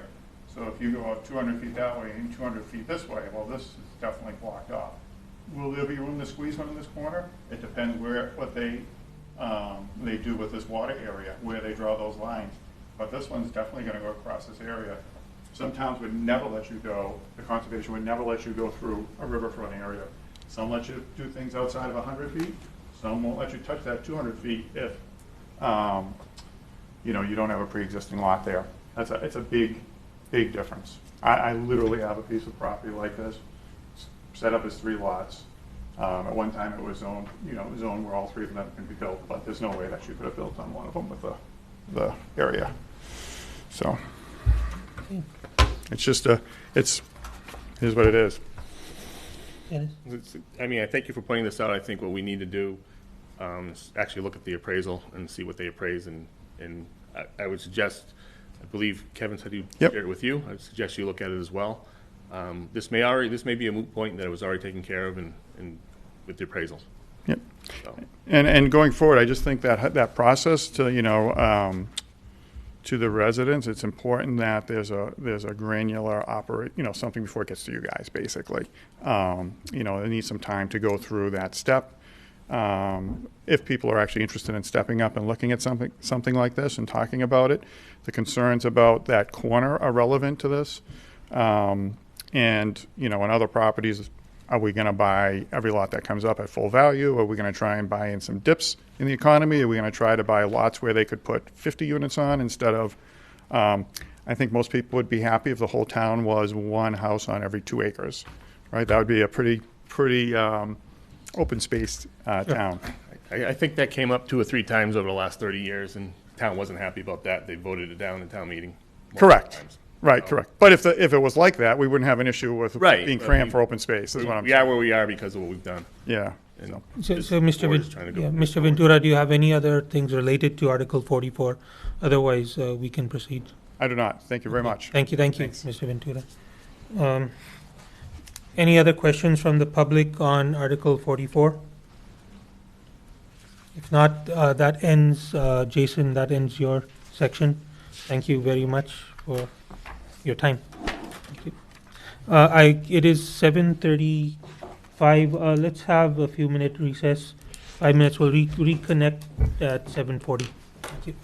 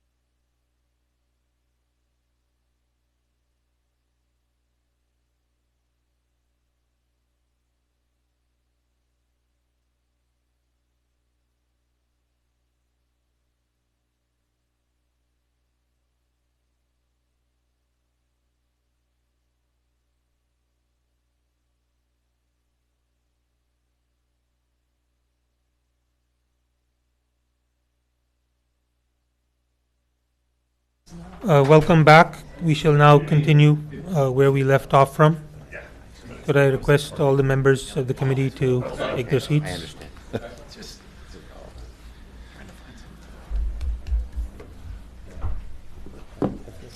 So the next articles on the agenda are article number 5.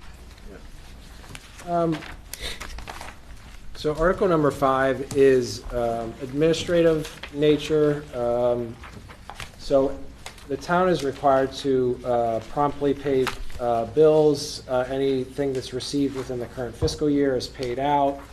If we receive a bill after we close the books, which is normally about 15 to 20 days after the end of the fiscal year, we are prohibited from paying that until we come to town meeting and seeking an appropriation. So in this instance, we actually had the funds to pay this bill, but we did not receive it until, I believe, November of 2022. So it needs to be considered for approval by town meeting. So it's $4,625 associated with a contract that we have with our benefits administration consultant. Any questions for Mr. Mizikar on article number 5? I open it to the public. Any questions on article number 5? There seems to be none. Kevin, we can move to article number 6. Great. So Article number 6 would allow for the movement of money within the current year's budget, which is fiscal year 23. At the time of this evening, we do not have any transfers that are necessary. So how does that work then? This would be recommended for defeat, Defeat. If we get to the 27th, and that's where we're at. Okay, Yep. understood. That's what I thought. Okay, we can now proceed to article number, number 7. So Article number 7 is the key component to the financial stability and a plan that was set forth by the Select Board with the passage of the 2021 override. So this year, we're fortunate in the third year after the passage of the override to be able to still appropriate $1 million into the override stabilization fund. That would bring the total funding over $7 million. This, according to all forecasts, would be the last year that we'd make a deposit into override stabilization, and subsequent years we'd be withdrawing from override stabilization to really prolong the override. I think that brings this shining example as if we did not set funds aside, then we'd be needing to ask for an override, in the coming fiscal year. But we'll rely upon the override for, another 2 years to draw down from that $7 million balance. So Kevin, will this money come from free cash? It's actually from the tax levy The itself. tax levy, that's, Yes. yeah. Any questions for article number 7 from the committee? No, just to clarify, so far we're at least even, if not ahead of the game of what was proposed and approved at town meeting on the override, so. We're ahead of the game. Ahead of the yes. At least 1 year. Yep. Yep. Perfect. I just think that's good for people to know that, we did do a fiscally responsible thing with the override fund, and we're actually prolonging before we'd have to make any type of request. Any other questions on article number 7 from the committee? If not, I open it to the public. Any questions from the public? Which there are none. So we can proceed to the next article, which is article number 9. Great. So, so Article number 9, if we could consider the next 3 articles together. So these 3 articles receive funds from various sources, 2 from Selco, 1 from the light division, 1 from the cable TV division, and then free cash to reduce the tax rate. So we're using pilot payments from Selco and free cash reserve to lower the total tax levy that's required to fund the actions at town meeting. Any questions for Mr. Mizikar? I open it up to the public. If no questions, we can proceed. Okay. So then Article 10, as I noted, this is the one from the Municipal Light Department, $859,000. And then Article 11 is the $500,000 from free cash. So all 3 function the same way, and it's just funds that are used to offset the tax levy. Any questions for Kevin? Articles 10 and 11? I will just make one more note to the Finance Committee. So Articles 9 and 10, the dollar values are kind of flip-flopped from prior years. So we used to receive more money from the cable TV aspect of operations and less from the electric. We've changed our approach and really doing a pilot payment based on total assessed value of the properties owned by Selco within those two different aspects of their operations. Many would know that investor-owned utilities like National Grid pay property tax on their poles and wires that are strung through communities. So Selco is doing their part, even though they don't have to, and providing these pilot dollars to help the community. Any questions? If not, I open it to the public. Any questions for Articles 10 and 11 from the public? If not, we can proceed to Article number 12. So Article number 12 begins the consideration of the operating aspects of the various utilities which are funded through enterprise accounts. And enterprise accounts are proprietary funds that seek to raise sufficient dollars through charging rates to cover their operations. Solid waste is a little bit different in that we seek to raise enough fees through the sale of bags and stickers to cover roughly 50% of the total cost of operations. The balance is comes from taxation. So you can see that at the bottom of the screen through the prepared motion, where 1.4 million, a little less than 1.4 million, is coming from departmental receipts, and that's the revenue that we receive from selling the blue bags and bulk stickers and other items like recycling containers. We are using $200,000 from the retained earnings, which is the unencumbered fund balance at the end of the prior year. That's not all of it, but we're using that towards the operations, and then we're using $1,391,059 from taxation to cover all operations. Any questions? Ask Jean, one please. quick question. Is our new pickup for leaves and brush included? It is, yes. Yeah, it is included within the solid waste budget, and we're doing really well. This is our first week of curbside, and we've collected well over 30 tons so far.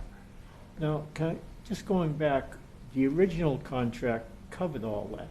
So was money subtracted from their contract? Yes. And did that cover this new contract? It did not cover all of it because we expanded services. So now that we're doing 12 curbside weeks, it was more than was considered in the other contract, but the weekly rate is comparable. It's not dollar for dollar exactly the same, but it's competitive. Does that cover the cost of South Street with the drop-offs too? I don't know the answer to that. So the overtime? The overtime is funded through the solid waste enterprise, not through that contract. But yes. Yeah. So, since we have one collection services that does both recycle and garbage, rubbish, is that recycle also covered in this budget? Yes, it is. Okay. But the actual cost for recycling once we deliver it somewhere, that's a separate budget, or is that also in this budget? It's in there as well. The solid waste enterprise has contracted services for the collection of all items and the disposal of those, Okay. or bringing those to market. Any other questions from the committee? If not, I open it to the public. No questions. We can proceed to Article 13. Article number 13 is the operating budget for the sewer system, and it is funded through what's known as the Sewer Surplus Fund. The town established ahead of the time and established a special way to establish an enterprise prior to that being a general law of the state. So that is spelled out and used. Those funds are used here for their operations.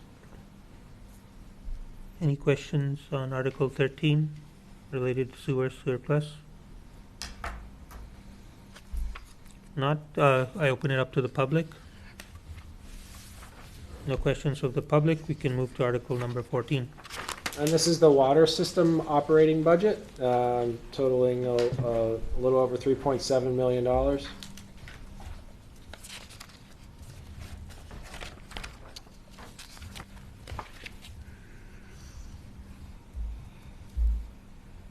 Any questions from Article 14?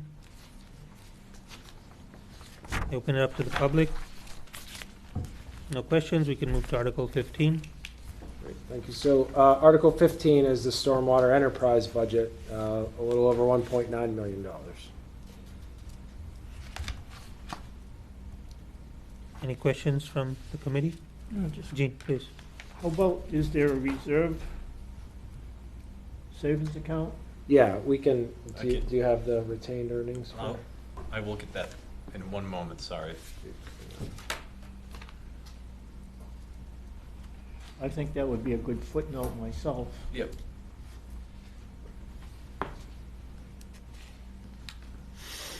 Any more questions on Article 15? Well, David gets the info.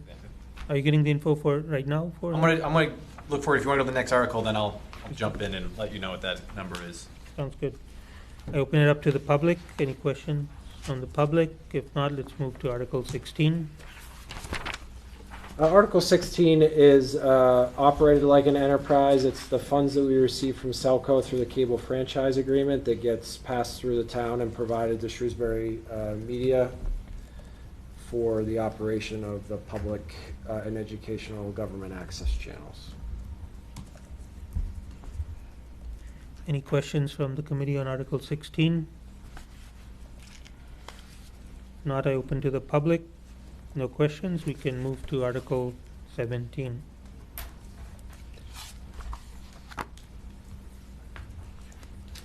Article 17 is an article that is on the annual town meeting warrant every year, where we appropriate funds to pay the out-of-pocket medical expenses of disabled police and police officers and firefighters. And this year, we've collected the expenses from those who are eligible from the previous 12 months, and the total is $7,801.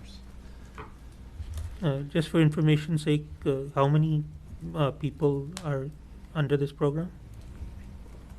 I don't know the number of individuals that are considered, but we can provide I that. think it's like a half dozen. Yeah, it's not very many. But we can get that Yeah, exact we can number. get that information. Thank you. Any more questions on Article 17? Milind? Just for my own knowledge, what constitutes the out-of-pocket expense, in Yep. these cases? Yeah, so any durable medical equipment or co-pays that they have to cover, then the town reimburses them for it. Thank you. Any other questions on Article 17? If not, to the public, any questions on Article 17? If not, let's move to Article 18. Article 18 is funding, placing funds into our insurance trust fund, and our insurance trust fund is used for the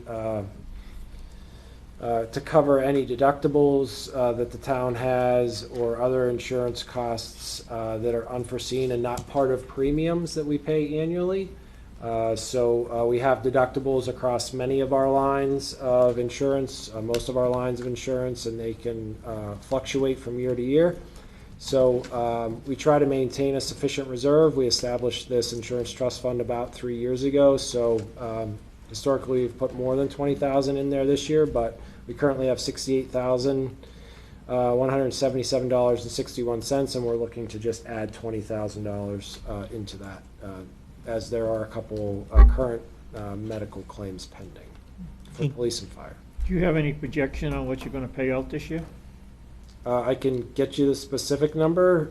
It's hard to tell when they're going to land, whether it would be before or after July, which is one of the reasons that we have this as in a separate account, in a separate trust, but we can get you some estimates based on the current runs.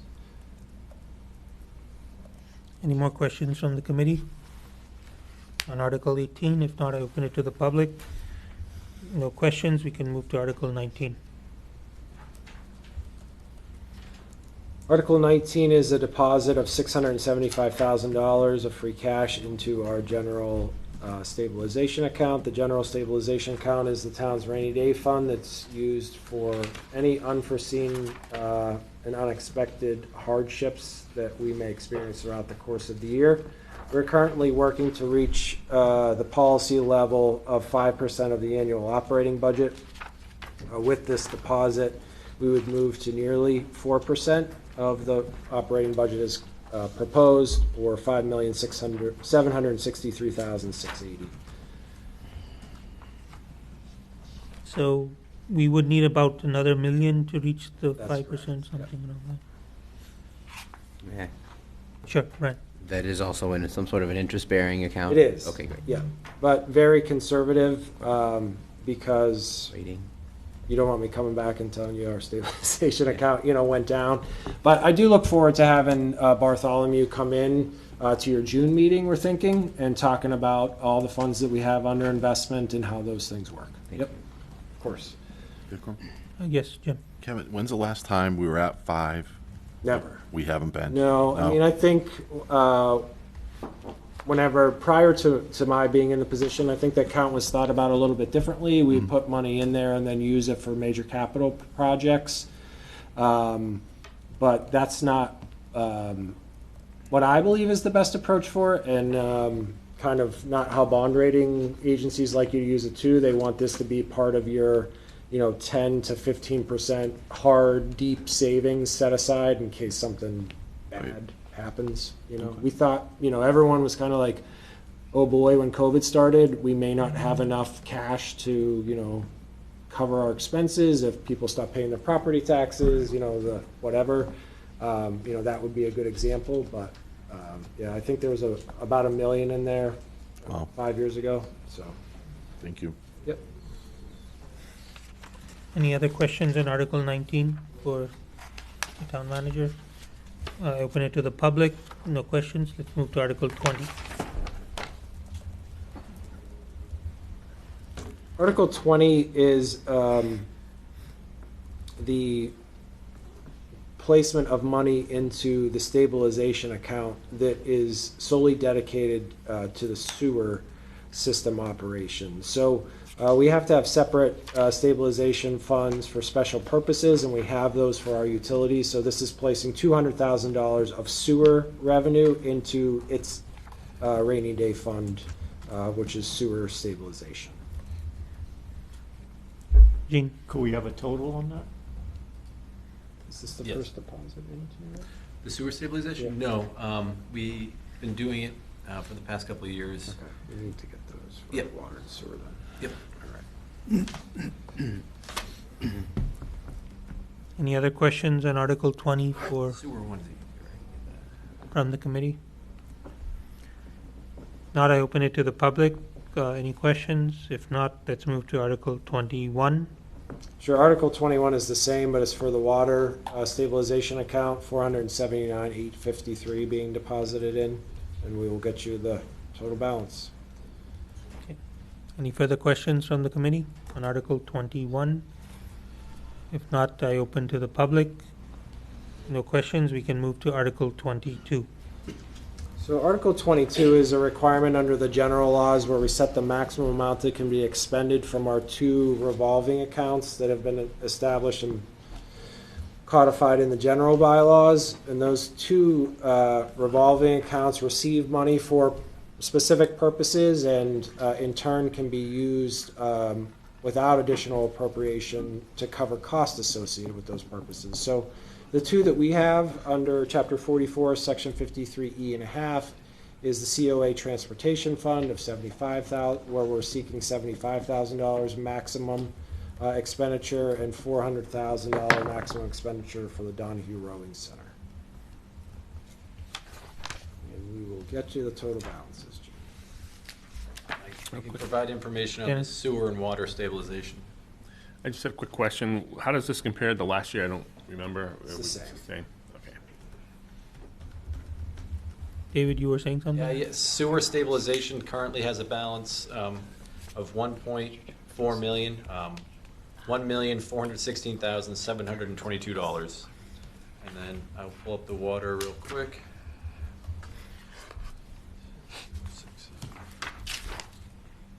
Water stabilization has a total balance of 270,562.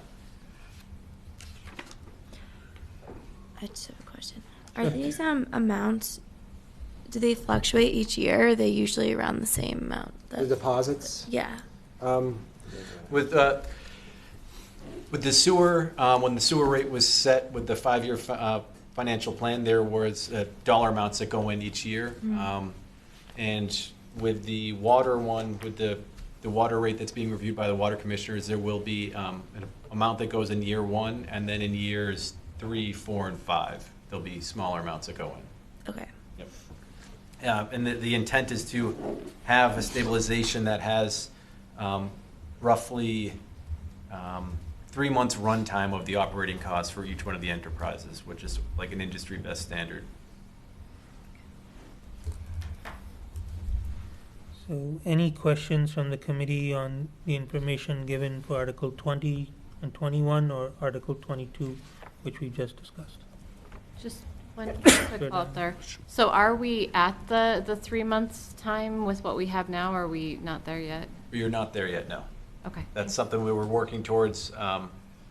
The sewer, I'd have to double check the numbers. I think we're all set there now. The water, we have some work to do. Thank you. Yep. If we take into consideration the retained earnings within those fund balances, for water, we are in okay shape, but those retained earnings haven't necessarily been 100% assigned to stabilization. But. Any further questions? If not, I open it to the public. No questions, we can move to Article 23. Article 23 is the receipt of funding through Chapter 90 of the general laws, which provides aid to municipalities for roadway improvements and transportation initiatives. We've been informed from the Commonwealth that we should receive $987,672.30 in FY24. We do not set a specific amount in the motion because some years, like this year, the Commonwealth, when they have extra funding, they'll create an extra bond bill and provide additional funds to us. So we just seek town meeting's approval of all funds that come in through Chapter 90. We can only expend them for roadway purposes. Roadways as well as sidewalks and anything around the roads, correct? Or is it just roadways? I believe it's just roadway specific. I don't know if Jeff knows. We could use it for equipment, and 6-7 years ago, we actually used it for the salt shed for the highway department.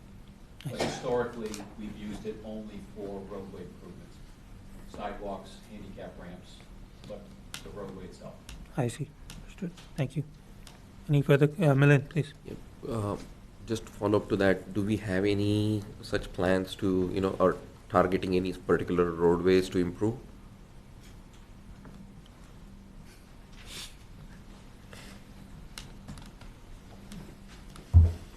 This way, my mic. Yes, actually, we have put out a bid now, and I'll be honest, I don't know the names of the roads we have. I can get them. Actually, they opened today. The bids open today. We get out early. That way, we're ahead of everyone. It won't start until July 1st. But we did do last year. We also did some state money. We just had the pre-construction meeting to do Boylston Circle. Thank you. Any other questions on Article 23? Not, I open it to the public. No questions. Thank you. We'll move to Article number 24. Thank you. Great. So Article number 24 is a standing article each year where we transfer money from the sale of cemetery lots to the cemetery department for the care and improvement of the cemetery throughout the course of the year. Any questions on Article 24? Gene? Could you tell us what's in that trust fund left? Sure. I don't have the trust fund balance with us. It's over $1 million, but the sale of lots account, which this is coming from, has the 106,000 in it, but the trust is much greater. We can. Yeah, it's usually about right around $1 million. Any other questions from the committee on Article 24? I open it up to the public. No questions. We can move to Article 25. Article 25 is a traditional article where we seek the use of $35,000 in free cash for management of lakes, ponds, and waterways, and we dedicate those funds to water quality issues throughout the town.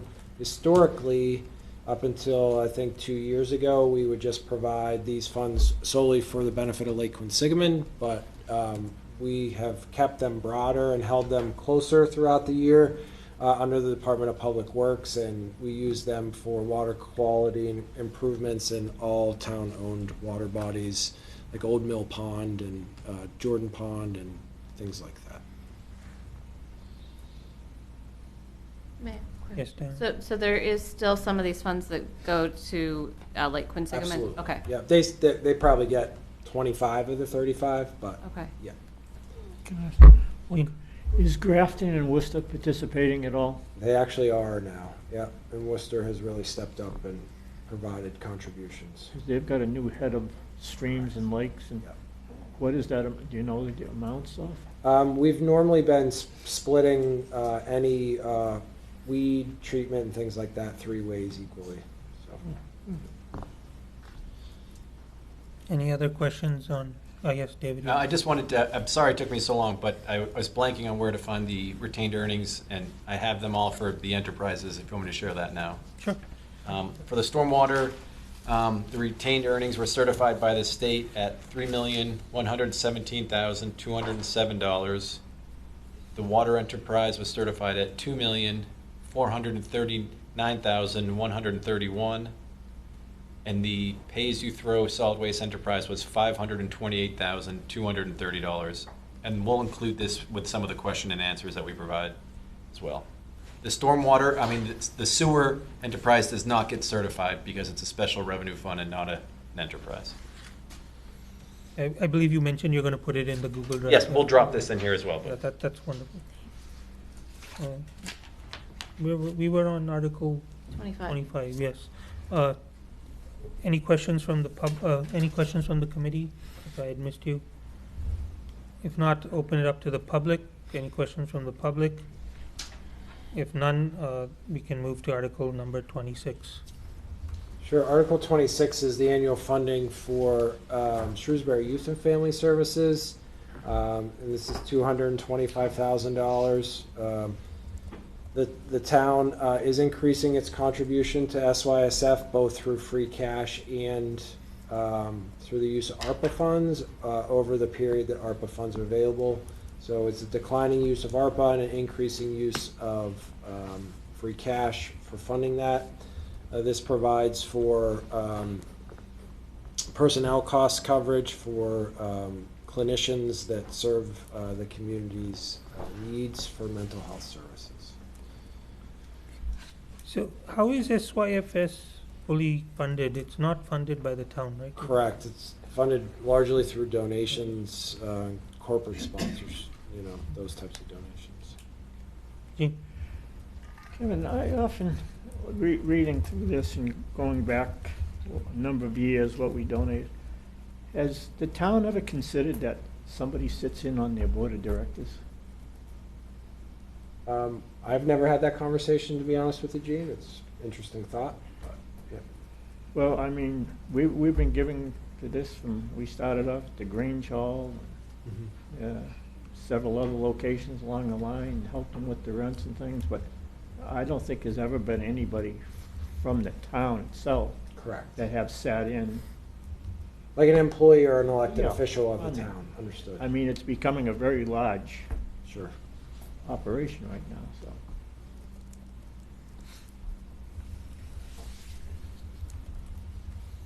Any further questions on Article 26? If not, I open it to the public. Any questions? There are none, and so we will jump now to Article 28. So Article 28 is the sewer capital improvement plan.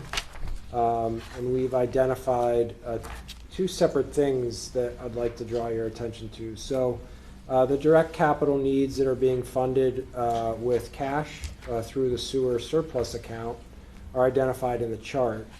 And then within the text at the bottom, we have an opportunity to take care of some significant needs of the sewer system with improvements to the Rolfe and Maple Avenue pump station. The vast majority of sewer flow flows through the Rolfe and Maple Avenue pump stations through a very large sewer main. It's a force main, and we have been we applied for and have been accepted into the state revolving funds low interest loan program for those two improvements. So those two improvements are $9,820,000, for which we're seeking the borrowing authorization using sewer rate revenue to cover the debt service through the state revolving fund. The state revolving fund is an important tool that's available to us. Its greatest benefit is that it has a fixed interest rate of 2%. So now the interest rates are above 2% in the general marketplace. This is a great advantage for us to pursue. So again, at the top, there's $2,964,709 worth of capital improvements to fund directly through cash rates that have been raised through sewer. And then we are seeking a borrowing authorization, which would require 2/3 vote, for $9,820,000 for the Rolfe Maple Avenue pump station and force main upgrades.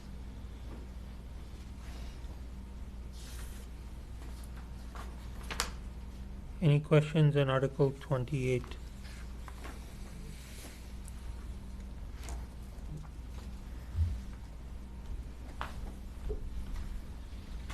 So what exactly are we're going to build a new station? I'm sorry, I missed that. Yeah. Director Howland would Yes, be that able would be to great. answer that better than I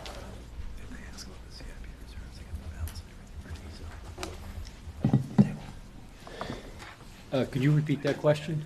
So could you just describe the project in a little bit more detail?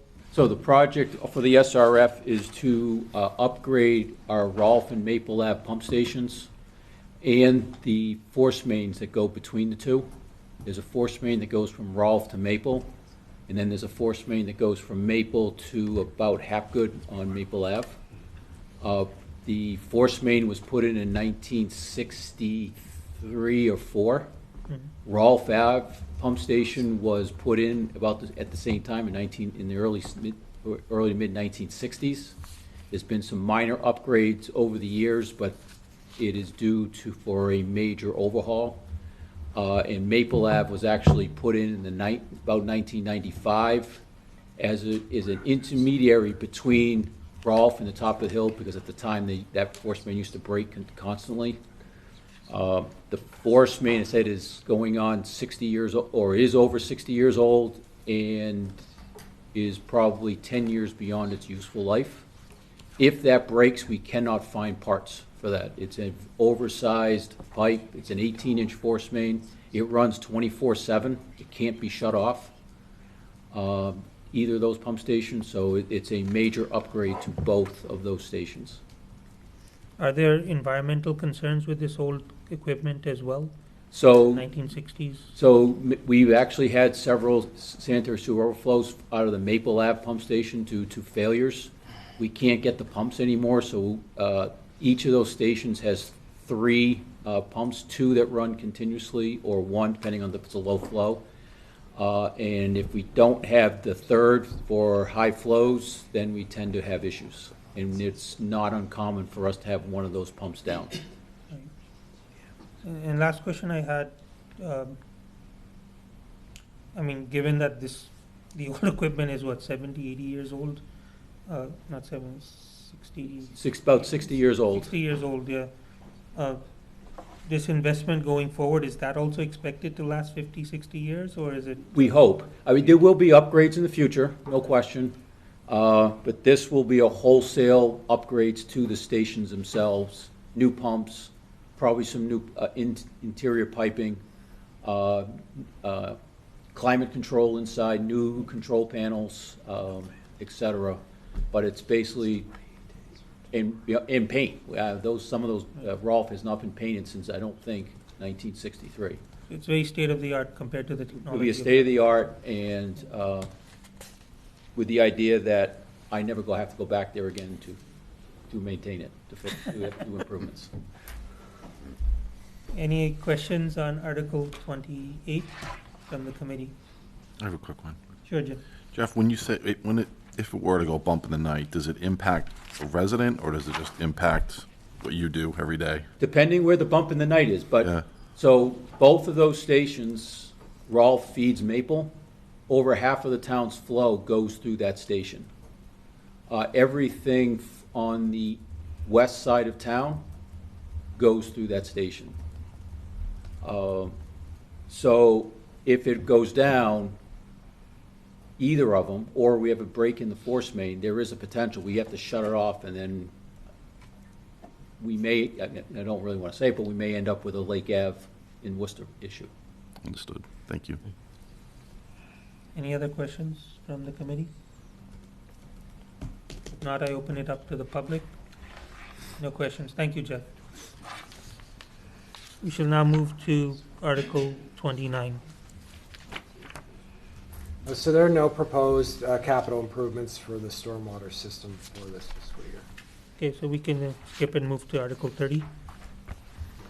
So Article 30, we're taking a different approach for funding capital improvements for the water.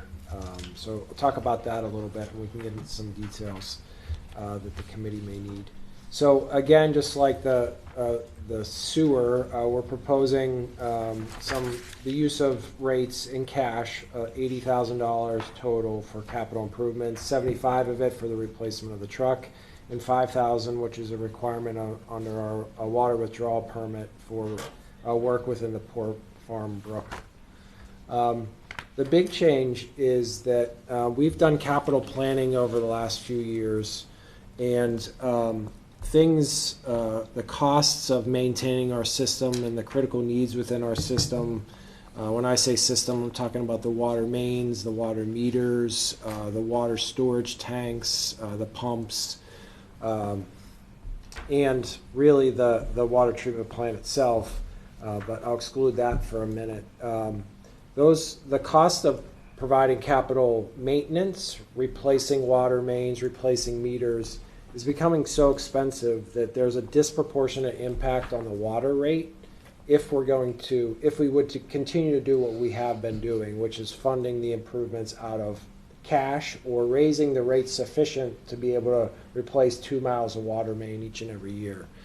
So you'll hear at the federal level, state level, and other larger cities and towns how bonds are floated, transportation bond bill, economic bond bill at the state, where there's a regular cadence of borrowing to infuse cash to conduct improvements, and then they're paid back over a reasonable amount of time associated with the life cycle. So 10 years for a water meter.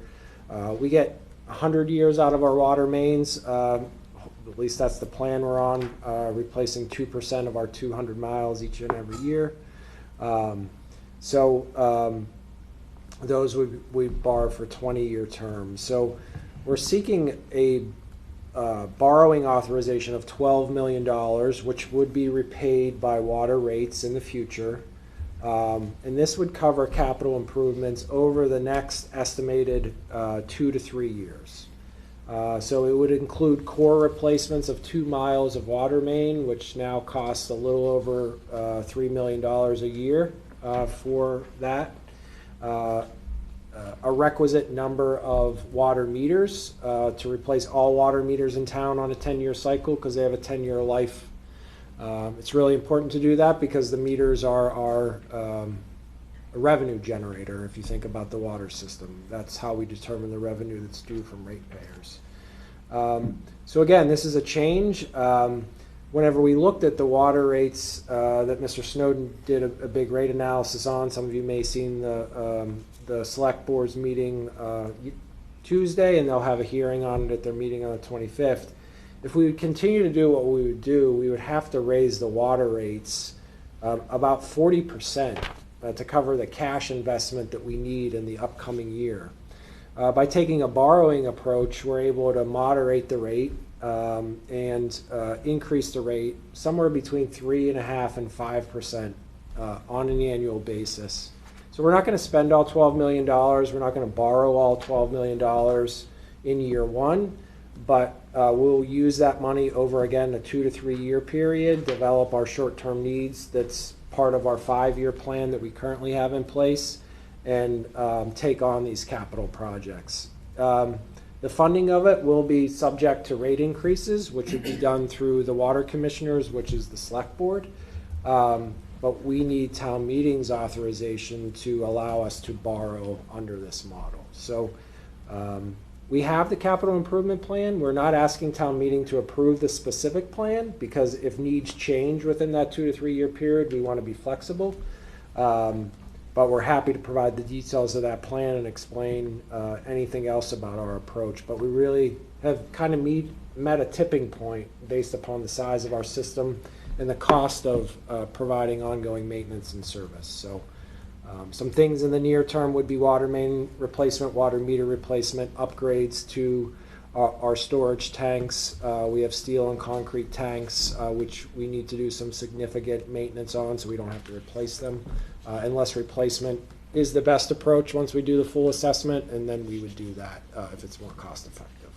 So happy to answer any questions about that. Just want to, I'm sorry? Next slide shows the Oh, 5-year plan. sorry. Thanks, Dave. So here's the plan that lays out the use of the $12 million as proposed here within FY24 through 26.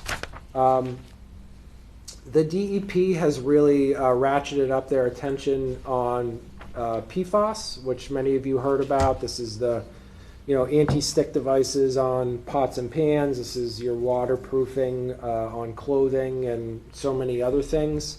And because it is a forever chemical and a biologic bioaccumulator, DEP has become aggressive and is requiring an approach that means that we'll have to treat and remove PFAS from our drinking water wells. So that's the $6 million annual investment for the $18 million PFAS treatment component. So we're not asking for those funds within this first borrowing authorization, but in the spring of 2025, we would be back to seek authorization for the construction of that plant. We are seeking within the first $12 million, $1 million to further design that plant. The estimate is based upon our water consultant engineers and assessment of the pilot study that we conducted last year to assess the PFAS and how we may be able to remove it. Millet. So you talked about the PFAS. So what's that timeline that state has given us?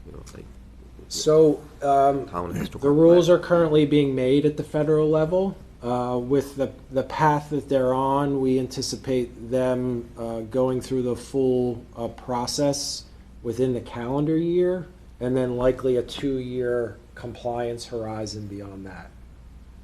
So we'd be timing this really well. Our intent is to seek what we believe will be no interest loans that will be available through the Clean Water Trust through federal dollars. So we want to be first to the door on that, which is why we did the pilot study last year and why we have a good understanding now of what media or filtration process we would need. Okay. And just one more follow-up to that. So does that timeline align with your estimated new plant construction? It does. We think we would be well situated to avoid any compliance issues. Okay. So how do the numbers add up, Kevin? Because if we're taking a $12 million loan It's actually 2.5 million Oak Street, tank painting that should be in FY '26, so that's why that 8.5 million doesn't add up. I just noticed that. I apologize for that mistake. So it's the two totals that you see in FY '24 and '25, and then 2.2 of the 2.5 of the 8.5 would Would get add you up. 12 million. Yeah. I see. Okay. And you said this is going to be a no-interest loan because That's what we hope for. It's our understanding, yeah, Okay. that will be made available to states through federal incentives. So at worst, if we can get Clean Water Trust Fund as it's situated for normal projects, it would be 2%. So we would make that determination closer to the time of borrowing, what the market is. Do we go Clean Water Trust? If it's not, 0. Got it. And that would also apply to 2026 and those Correct. fundings beyond and beyond. Yeah, it would be just for that project. So Right. the borrowings associated with the 12 million that we're requesting for this cycle would be the general bond market, and we've estimated between 4 and 5% through our investment or financial advisor. So they've modeled this out for us. Gene, please. Kevin, quick question. Back about 4 or 5 years ago, we had a meter program, and we had an outside contractor. Did he ever get through the whole town at that time? Not through the whole town. He roughly satisfied the contract requirements and was pretty underperforming, so we've stopped using outside contractors. Over the last few years, we've built staff to be at a level to be able to handle this, so we'll have dedicated in-house staff that will be replacing what we hope to be and what we believe we can handle, which would be 800 to 1,000 meters a year. Do you think that's enough money? Because the last time we did it, we're in the $4 million range. We're about $800 a meter, so about $800,000 a year because we're installing them ourselves. Just coming back to the loan, how long is the loan to payback period? So it would vary, between 10 and 20 years depending on what specific improvement we're undertaking.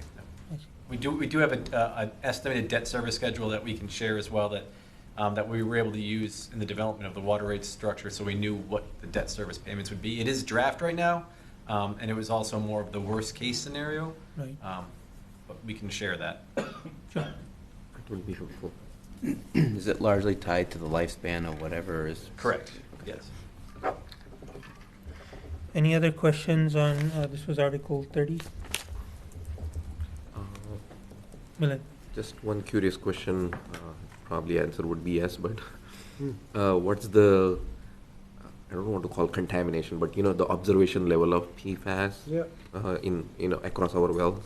Yep. So Jeff can handle that probably better than I can.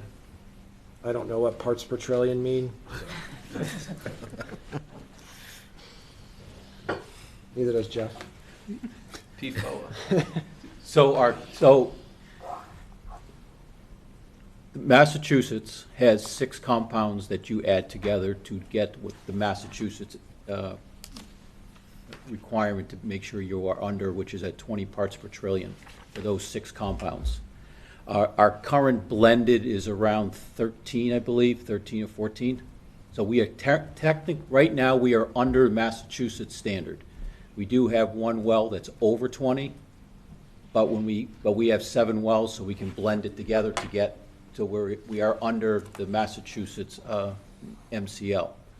However, EPA 3 weeks ago issued a notice that they are they sent out for public comment to lower the standard on 2 individual PFAS compounds, and there's like 3,000 different compounds, to 4 parts per trillion for each, in which we are over 4 on both. There's 4 other compounds that there's some sort of magic math, and we're still trying to figure out how to actually calculate it. 2 of them we currently test, 2 of them we test for, 2 we do not, and Massachusetts doesn't require us to test. So we're not sure where we are on that one, those 2.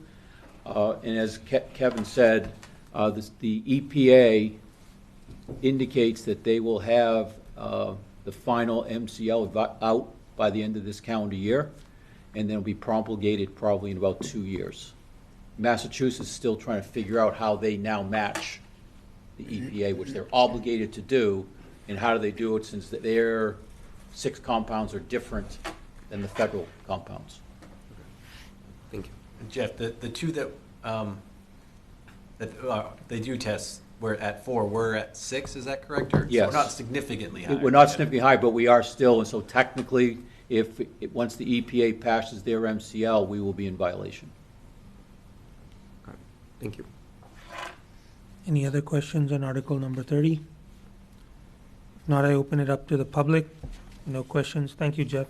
We shall move to Article 31. So Article 31 is a article that has been before town meeting before based upon an estimate at the prior annual town meeting. We've now gone out and have gone through the full MSBA process and sought some estimates for the Oak Middle School window replacement process. And the total value that has been agreed upon through a variety of sources is $3.9 million, so $3,897,176. So this is an MSBA agreed upon project, and they have already voted to authorize and accept us into their program and have issued a project funding agreement with us. So we know that they are willing to reimburse roughly 52% of the eligible cost of this project. So what we're doing through this article is we have to demonstrate to the MSBA that we have full funding authorization for the full $3.9 million.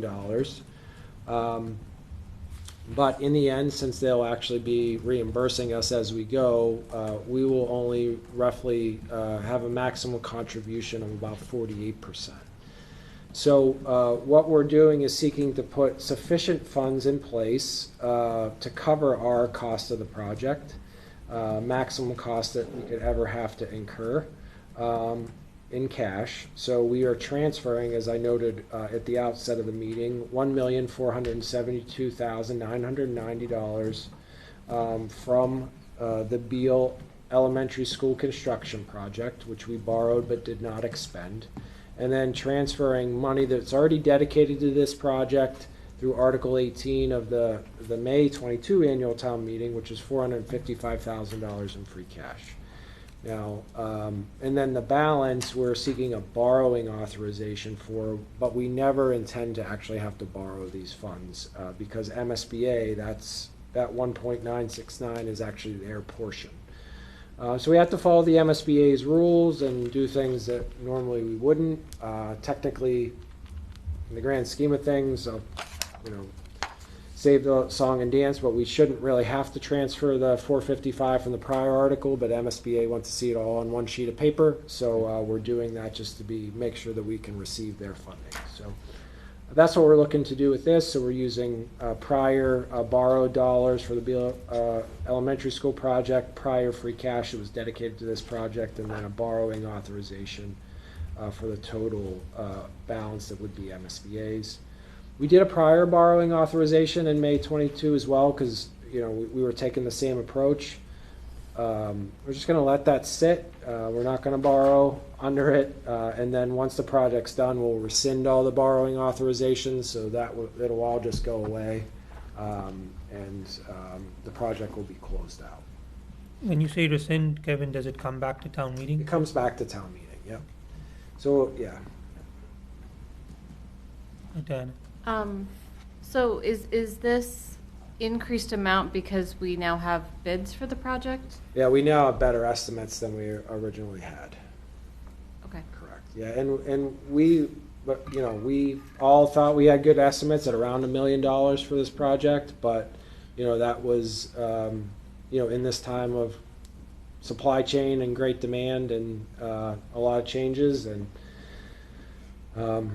we've taken this through an architect, through a cost estimator, and then actually called in some favors with some big construction firms that we use on other projects and had them give us bid estimates just like we otherwise would, and this is what we think it will cost. Gene? Have they estimated delivery time? So the plan for the project is bidding, oh, I'm sorry. Bidding for the project will happen in the fall, and so we have ample time to order the materials, because we're figuring 6 months for materials. So the goal is to have somebody contracted by December, so that could be done next summer. Any other questions on Article 31? Just a quick clarification. So this will go out for an official bid, okay, after, and be less. Okay, thank you. Any more questions? Not, I open it up to the public. No questions? Thank you. Thank you, Keith. We'll move to Article 32. Article 32 is a project that seeks funding for the expansion of the cemetery to 65 Prospect Street. We have initial design estimates for the creation of the additional cemetery area, which covers about 20 acres of the 70 or so acres at 65 Prospect Park. We are looking to use a couple sources of funding to draw down and not have to borrow the entire cost of the project. So the estimate right now is $4,370,000 for this initiative, and includes the construction of 2 buildings associated with cemetery operations. So we are seeking to use $650,000 that was originally dedicated through Article 6 of the October 2021 special town meeting for the Toblin Hill Bridge reconstruction. So that project was put out to bid and came in under what our estimates were, and is currently under construction. So we're confident that we have enough money to complete that and can turn $650,000 back to this project. And then again, we're using $1,992,245 that was borrowed for the Beal Elementary School construction project, but was not used. So that brings us to a balance from the 4.37 number down to $1,727,755 that we are seeking a borrowing authorization for. It's a very small amount. We would look to put that into short-term notes and try to get it paid down without actually having to go to a long-term borrowing, but in order to get the project off the ground by the spring of next year, we need to have authorization for the full funding. So when we go the path of short-term notes, what sort of interest rates are we looking at? There's a dedicated internal borrowing service with the state called the State House Notes Program, and they're literally at market or slightly below. I think we used I forget what the estimate was. I think it's around a 3% short-term note. The money from the other projects that we're, what are the rates on those? We're talking. The Beal borrowing is in the mid-2s. I can go back and get the exact numbers. So using it that way is actually saving us money than going out and borrowing. Correct. Yeah. Yep. How much money do we have left in the Beal Elementary project? It was a little over 3.4 million. So after this? No. So between this article and the Oak Middle School project, we're using all the available balance from the Beal project. Any further questions on Article 32? So this is on the screen here is the conceptual design for the cemetery project, and DPW leadership would be able to answer any questions that you may have about the approach, but it is more of a park-like setting than a clear-cutting approach. So it'll bring a lot more of a natural feel, and has been designed in order to provide additional parking for Prospect Park area, which we can talk a little bit more about in the next article, and serve the cemetery needs of the community for the next 50 years. Is that phase 1 for the next 50 years, or is that all the phases? We can talk a little bit about that in the next article, but at this time, it's really the only phase that's under consideration. Okay. Any questions, Article 32, Gene? We have a contractor that's ready to go on this? or- No, so this has just been designed by a designer at this point. We'll bring it to full construction documents with this authorization and then put it out to bid. Any other questions, Article 32? If not, I open it, public, yes, Mr. Molina.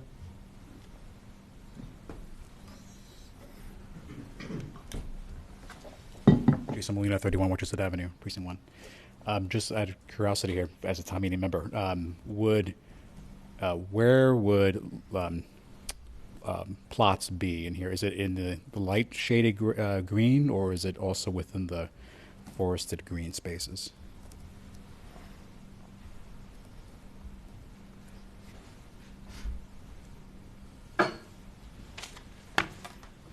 True answer, both. So the shaded green, or the light green, I guess you would call it, is the areas that will be, where we will clear the tree. Now, some of it's, the idea is to remove all the dead, dying, and diseased and invasive species. We had, as part of this project, had a Davy Tree go out and actually look at every single tree of 8 inches or greater, tagged them, they were surveyed, so that the areas that are basically the lighter green are the areas of where we would be removing the trees that are dead, dying, diseased. This type of cemetery, we're looking at multiple different options, in which some of them could be planted within the tree. There will be burials within the trees, kind of in a forest-type setting. Okay. I'll just state my opinion on it. I think for clarity at town meeting, I think it would be helpful to have an overlay in addition to this one. This shows the area, the total area where plots would be. And if it was a phase 1, phase 2, like if this is phase 1, so for example, like right now, like if this was, may I? Yeah, sure. Like if this was like shaded, you know, if we flip to the next slide, okay, shade up to here. This is the full area where plots are, so that there's a concept of, all right, are we utilizing the entire space, or are we only using a portion of this space?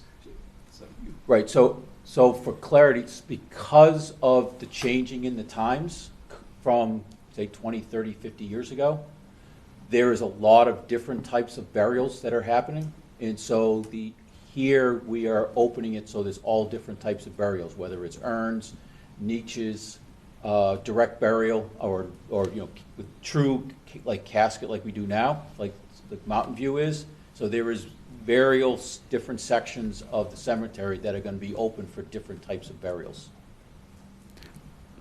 Mike Hoffer, and just saying, not necessarily like, oh, this is going to be niches and this is going to be, you know, whole body, but I'm just saying full, just another shade, one shade, same full region. So basically that is, it's one phase, so you could purchase one anywhere within the cemetery. Okay, so right here, lots of there. Well, lots of here, yep, lots of here. correct. Okay. Yep. All right, thanks. Any other members of the public or the committee, if they have any other further comments? Dennis? This is supposed to be also still as open space, so while there'll be plots everywhere, there'll be paths or whatever so people can walk through and we don't lose that aspect of the park. Not that it was ever meant to be, was meant to be a cemetery for the last 25, 30 years, but we'll still have use of it as it's. That is correct. Yeah. Gene? Just a quick question. How do they approach a cemetery of this type compared to one that's been done in the past where they just clear cut, removed the soil, brought in a different type of soil? To be honest, I had the same question. So they showed us pictures of Mount Auburn Cemetery and quite a few other cemeteries that have the same style, because it took me a while to be sold myself. And it's pretty impressive of how they do it. To be honest, most of them you wouldn't even know that it's a cemetery. I'm just wondering, but you start digging around, how do you save the trees? The cemetery architect is a landscape architect, and he's assured us that he's designing one in Rhode Island, someone in Belmont, and all throughout the country, this is exact style, and they do it. And if you go to Mount Auburn, which is what, Cambridge? Arlington, that it's this style which has been in existence for many, many years.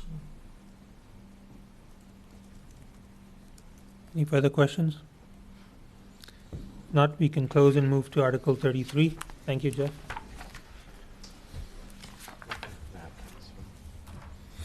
So Article 33 is really a select board initiative where we understand that there has been concerns with the use of this land, mainly in the northern sections, beyond the 19 acres that is needed for that phase that we just talked about for 50 years. And having it be parkland. So given the 50-year duration of this initiative, we are proposing through Article 33 to balance, to dedicate the property as shown on this map for cemetery purposes for the 19 acres, and the balance, which has not been dedicated for either roadway expansion or water purposes, to be parks. So certainly it was the thought that we'd have to look at what needs to be done in 50 years. But I think taking this approach and dedicating open space, which is a major initiative of the town, strikes a great balance for the needs of the community.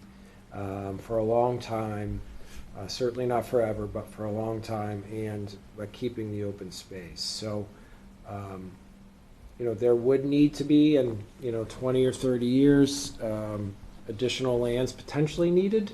But as we all know, a lot of burial practices here in the United States are changing, and that's heading in the direction of cremation and fewer burials. So, hopefully the conservative estimates for the 19 acres to be held for cemetery purposes would be conservative, but we think it's, in the select board initiative, thinks it's important to dedicate the balance of this land for park purposes where it's currently used that way, or a portion of it's currently used that way. So this is the designation of the use of the property. Once it goes into parkland, that's a perpetual land designation that falls under the protections of Article 97 of the. So there'll be no way to reverse it once we do. The only way to reverse it would be to replicate the land on somewhere else. So take 76 acres of other town land that's not protected and designate it as protected land. Any questions? So I know it's a theoretically 50 or more years problem from now, but at what point does the town plan to find another location? It's a really good question. I mean, I think we have to strike a balance of when is the right time to designate the land and when it would be needed. I think, somewhere along the lines of, so it's going to take us 5 years till we start burials here. So we technically have about a 55-year conservative estimate of the use of land. So I would say anywhere 25 to 30 years from now, there'd still be about 20 years of space left in this area. And that's when you'd want to begin the designation of the land, if there's a need.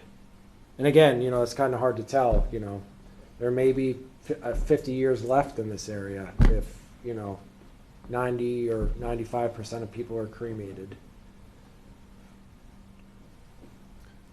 Was there any thought to, while making all that land park, not designating like 5 acres or 10 acres abutting where the cemetery is going to go, just not designating it as parkland, but using it as parkland? I mean, I know it's a problem that hopefully I'm not going to see, but someone is going to see, and not sure we want to kick Yeah, no, that's fair. Yeah. the can down the road. But I also at the same time think that land could be used for parks at the same Yeah. time. Till then, Yep. I think we haven't really explored that in any great depth. When land is associated with parkland, you get into a little bit of a slippery slope with Article 97. We're confident in this because the land that has been used for park-like purposes is not anywhere near the 19 acres as far as the main activities that go on. So I guess I would have to kind of check with council to see what would happen. No, I mean, it's a thinking fair question. down the road. I mean, I'd like to see it be full park, but Yeah. at some point, people will be living here may want to be buried. Sure. And if I can follow up on that, I think, I think preserving the open space and it's currently used for that is very important, but I also want to make sure that future residents have some flexibility in what that they want the town to be. And so I just want to be careful about being overly prescriptive for any piece of town land, right?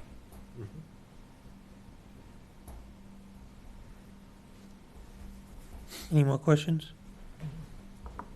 Open it to the public. No questions? That completes Article. Oh, just another question. Oh, I'm sorry, Jason. Sorry, my bad.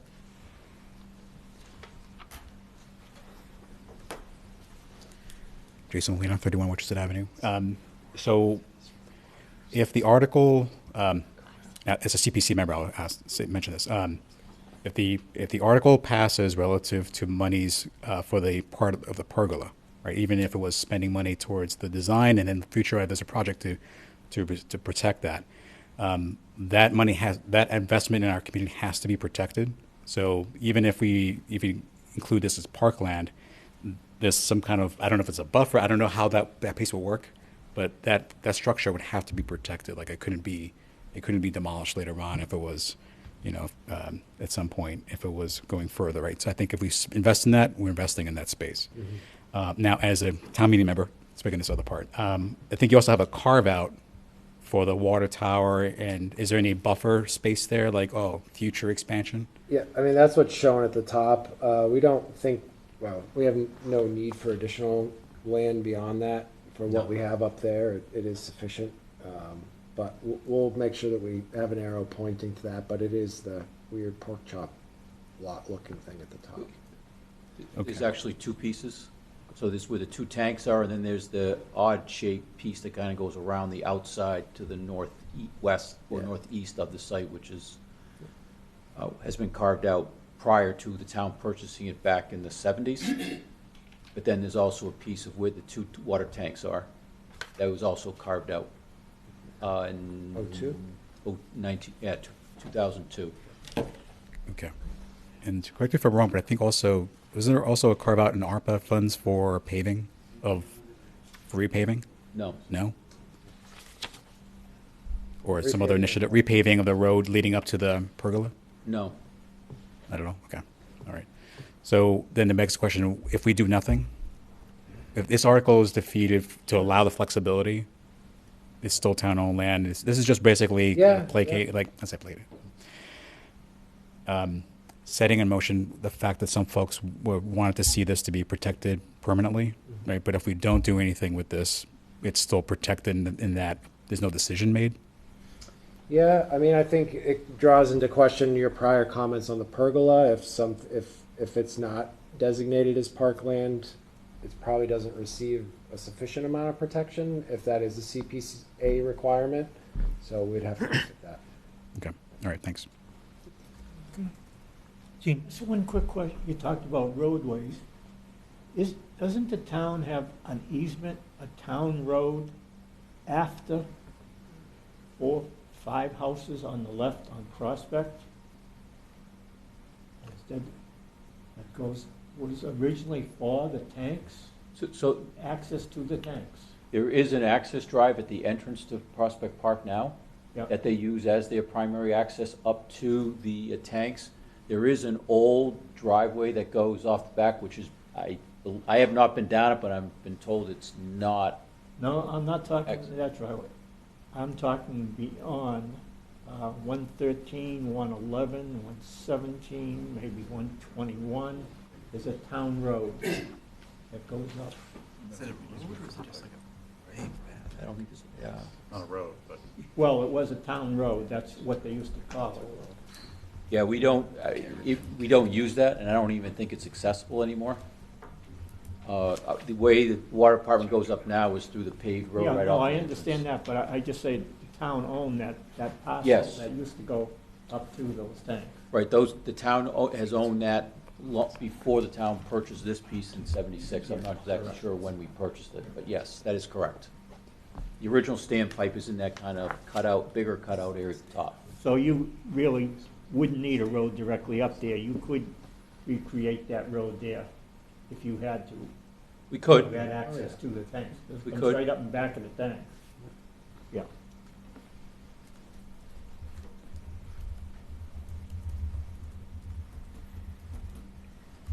Any further questions? From the public, any more questions? If not, we shall close on Article 33 and jump to Article 45. So we have 5 more minutes of allocated time, and we have 5 more articles that were scheduled. Are these, Kevin, Yeah. what's your, I think can we do all of them? We Yeah, should be able to. pretty brief. Okay. Yeah. So, Article 45 is associated with Article 44, which was the last item under the CPA funded articles. And this would be seeking approval from town meeting to acquire by gift or purchase an easement over 439 Lake Street, which is the property that's adjacent to those three parcels to allow for individuals to walk underneath the power lines and connect 2 pieces of town land. Again, we do not feel this is critical and absolute necessary to the success of the acquisition of the other 3 parcels or the creation of trails and connections to other town property. It's a little bit more of a nice to have. The select board has dedicated American Rescue Plan Act dollars, and we had this easement appraised at $4,550, and we would, have to have agreement from the property owner. We're not seeking to take this land. It would have to be, a mutual agreement for them to provide the easement. Any questions on Article 45? Sorry, could you restate the dollar amount that it was appraised at? $4,550. Thank you. I open it to the public. Any questions? If not, we can close on Article 45 and proceed to Article 46. So Article 46 is an instance where residents who live along 2 private ways of Cutler and Furbeck Avenue within Shrewsbury, near the vicinity of Parker Road School, have petitioned the town to make their private ways public. There's a process that's associated with that that we have gone through, which requires 2 affirmative votes of the residents. When this situation occurs, and 1 affirmative vote of the select board. So when this situation occurs, the residents who are abutters along these 2 roadways are required to cover 50% of the improvements to bring the roadways to a town standard, and the town covers the other 50% of that. The town of Shrewsbury isn't a abutter along this. We do own property there, so we would cover both our portion as an abutter, our fair share, because of the vote, which was unanimous of all abutters, and the other 50% of the property. Residents are able to pay their portion back over a 5, 10, or 20-year term, and it's liened to the property and paid through their property tax bill. So we're seeking the full full cost of this project, which is estimated at $1,341,820, which again, over time, we'll recover 50% of. I'm happy to answer any other questions. Any questions on Article 46? It's, how long have those roads been private? Oh, always, as far as we know. Like 10 years, 20 years? Well, forever, Mo says. Okay. As long as Mo's been around? Okay. Yep. I'm just wondering why they chose now to want to. I mean, I do think many times it, you know, it's a cost and condition implication, right? It's easier to, you know, make the investment, share the cost, and then ongoing maintenance, of course, does fall to the town. Jim? Kevin, how many total residents, if you had a, do we have a ballpark? They're up. We just put them up. 16, 18. Okay, Yeah. thank you. Yeah. And the other question, the assessor's not here, but does that actually increase their property values now that it's on a public road? From an assessment standpoint? Generally, conceptually, yeah. Yep. So we'll be paid back at 50% over 50 years. Right. Any more questions? Article 46. Open it. Carlos, please. I do have a question. I myself live on a private road, so I guess I'm just curious. Is there a way for folks to defer payment if, you know, they're a veteran or a senior or Not necessarily the betterment. It does require an affirmative vote of at least the majority of the butters, and in this instance, we received an affirmative vote of all the abutters who are on these areas. So everyone has agreed. It would be subject to all the same terms and conditions of any part of your real estate bill. So if they're getting an exemption, it's not going to really help, but you know, they would still be eligible for it. Thank you. Any more questions? Open it to the public. Article 46. No questions. We'll move to Article 47. So Article 47 is similar but different. So these three areas of town were part of subdivisions. And with the instance of Cypress Avenue, which is the main driveway to the high school, where we're converting and accepting these subdivision roadways as public ways. So the difference here is that these roadways were designed to town standards, and they've met all requirements and now are fully constructed and able to be turned over to the town. So no additional cash investment is required. They've met all the conditions. It's been reviewed by DPW engineering. And once they're turned over to the town, they become part of our roadway inventory, which we would receive Chapter 90 funds through the formula, and we would have maintenance, including snow and ice responsibilities on them.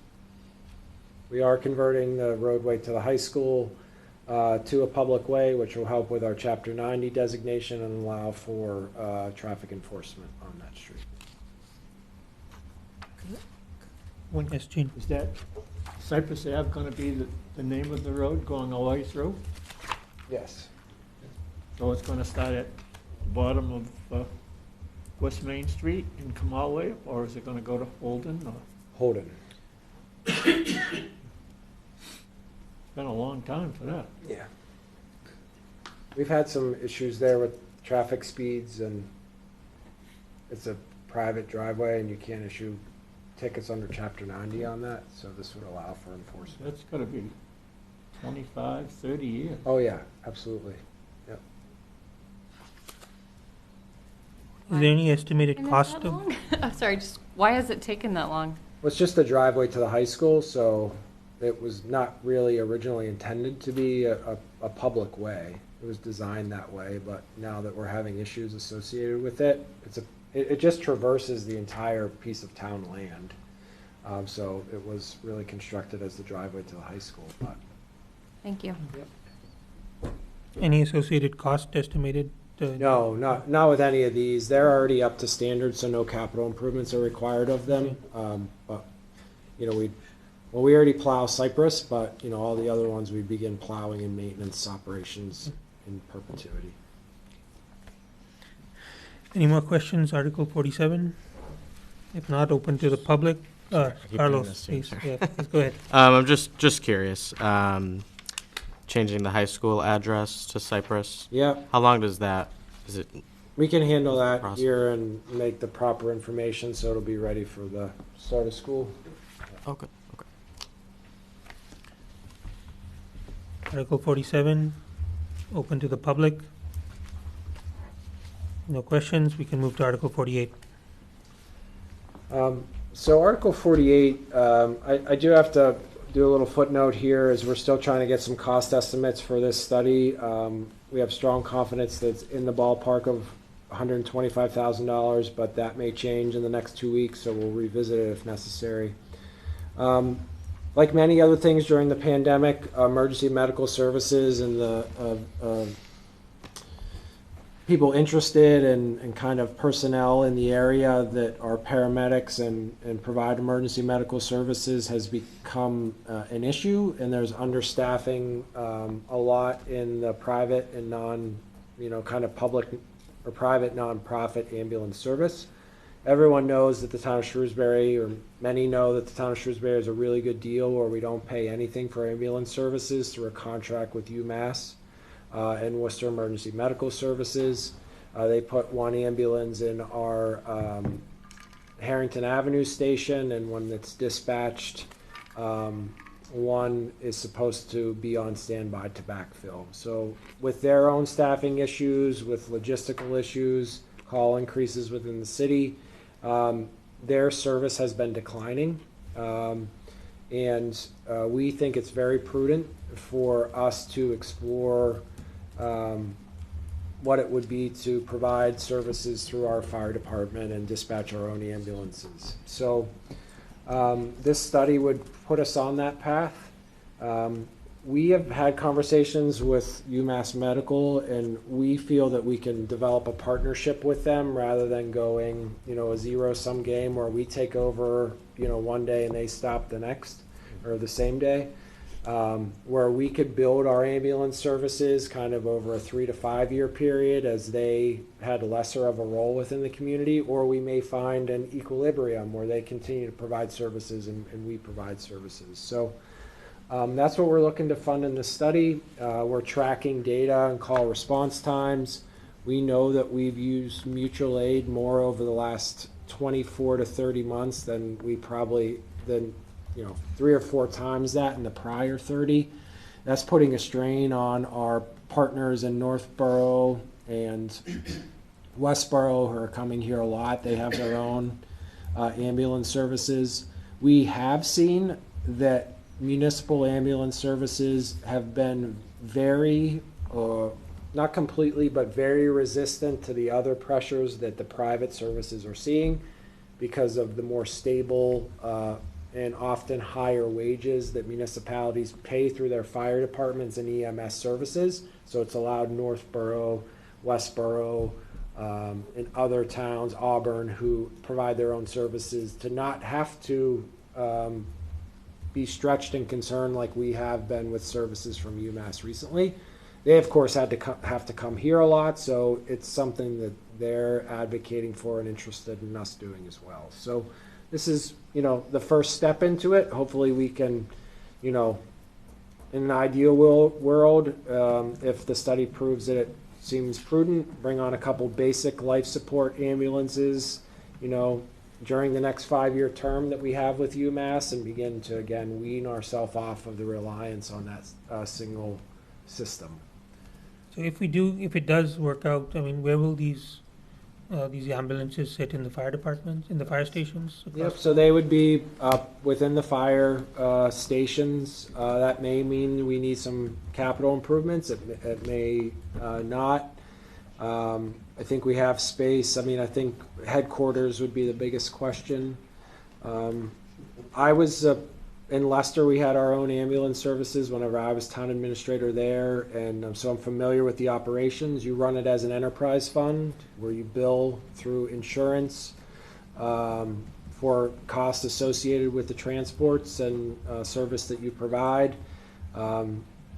You normally set it up as it normally works as a break even where all capital costs and personnel costs are covered through the revenue that you raise. You partner with a third-party biller, and they provide the billing services for you. So it's something that we're going to explore and see what it would look like for the community, but I think it's prudent that we do so we're not at the end of a contract or UMass doesn't close up shop and we don't have an option.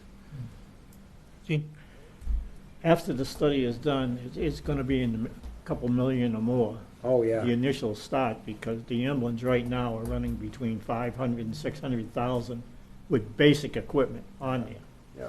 But they are money makers after you get going, as far as billing the insurance and Medicare, et cetera. But the initial startup, you also talk about locations, where you're gonna put them, how you're gonna maintain them. Yeah. And if you have two, you really should have three, because if one goes down, you still need the two on there. So it's a big investment. If you looked at Westboro, you looked at Northborough, even Boylston Yeah.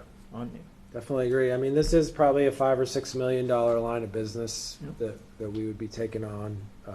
Once you get, again, you got to get it up and running, and then that would be what you're looking at for capital replacement and.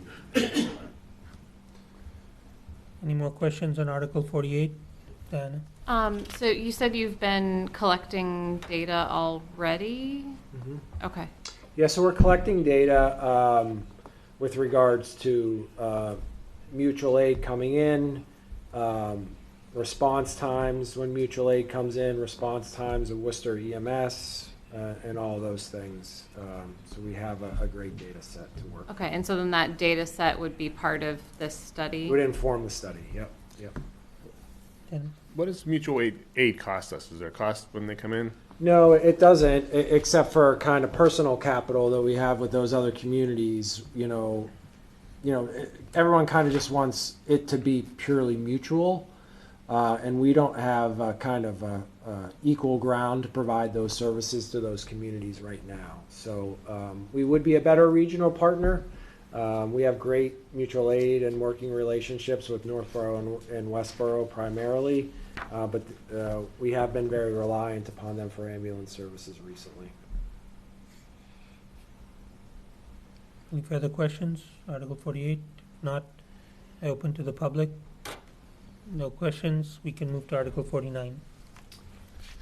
Article 49 is an amendment to the Affordable Housing Trust bylaw, and it was set up kind of on a nearsighted basis of myself.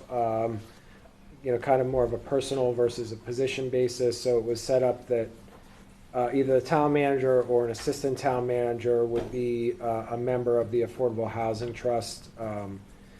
But I'm looking for flexibility to make this either the town manager or the town manager's designee. Chris McGoldrick's here, so I won't say that the planner would have a large role in this, but just give us a little flexibility rather than just the two titles that are available. So, Any questions on Article 49? May I ask a Yes, question? Diana. How is this commonly handled in other towns with their affordable trust? I'd have to dig a little bit. I don't know that most cities or town actually name any staff position that goes on it, but I would kind of have to look at why we structured it this way. Just, what was it, last year or 2 years ago when we created it. Okay, thank you. Any further questions on Article 49? I open it to the public. No questions. We should move now to our last article of the night, Article 50. Yeah, so Article 50 is the creation of a new section in the general bylaws for wetlands protection. We're kind of a late adopter of a local wetlands protection bylaw, which would supplement or enhance our ability to protect these natural resources within the community. Right now, we rely upon the general laws and their standards, and also probably one of the biggest detriments is their fees and their fee structure for wetlands protection that's overseen by the Conservation Commission. So the local wetlands protection bylaw would really codify the practices and guidelines that we've used over the prior years.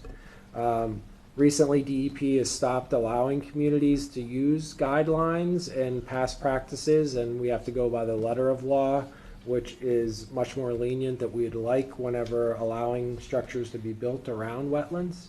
So for both, and we would like to set a more reasonable fee to just cover the cost of town staff and consultants that we have to use whenever when wetlands need to be surveyed and lines need to be reviewed. So that's the main intent behind this bylaw. It's been developed with the guidance of town council and with acceptance by the Conservation Commission, who brought this initiative forward. So I think it's a step in the right direction. It's something that, again, we're kind of a late adopter on this approach. Any questions on Article 50? I open it to the public. Jean, you have a question? I haven't read it in detail, but the applicant still has the right to take it to a hearing in the Commonwealth of Mass, regardless of what you... I think we have to provide that right of appeal regardless, according to council. But now that we have bylaws, the state does look to those bylaws and allows for them to be enforced. So it's just part of the general home rule kind of process. Any further questions on Article 50? I open it to the public. Any questions? If not, we can end over here. Thank you, everybody, for your patience. That concludes the scheduled articles for today's meeting. May I get a motion to close the public hearing and reopen it on April 27th? So moved. A second? Second. All in favor, please say aye. Aye. Aye. All against, please say nay. The motion so passes. Let's quickly go through the remaining items. Review of the meeting schedule. Thursday, we will meet here on April 27th, 6 p.m. to complete the public hearing process for the articles and deliberate on the issues that we have covered. May 15th, 7 o'clock, annual town meeting. That's a Monday night. May continue into Tuesday night as well, and also into Wednesday night if needed. Thursday, June 15th is our regular, we go back to our regular Finance Committee meetings.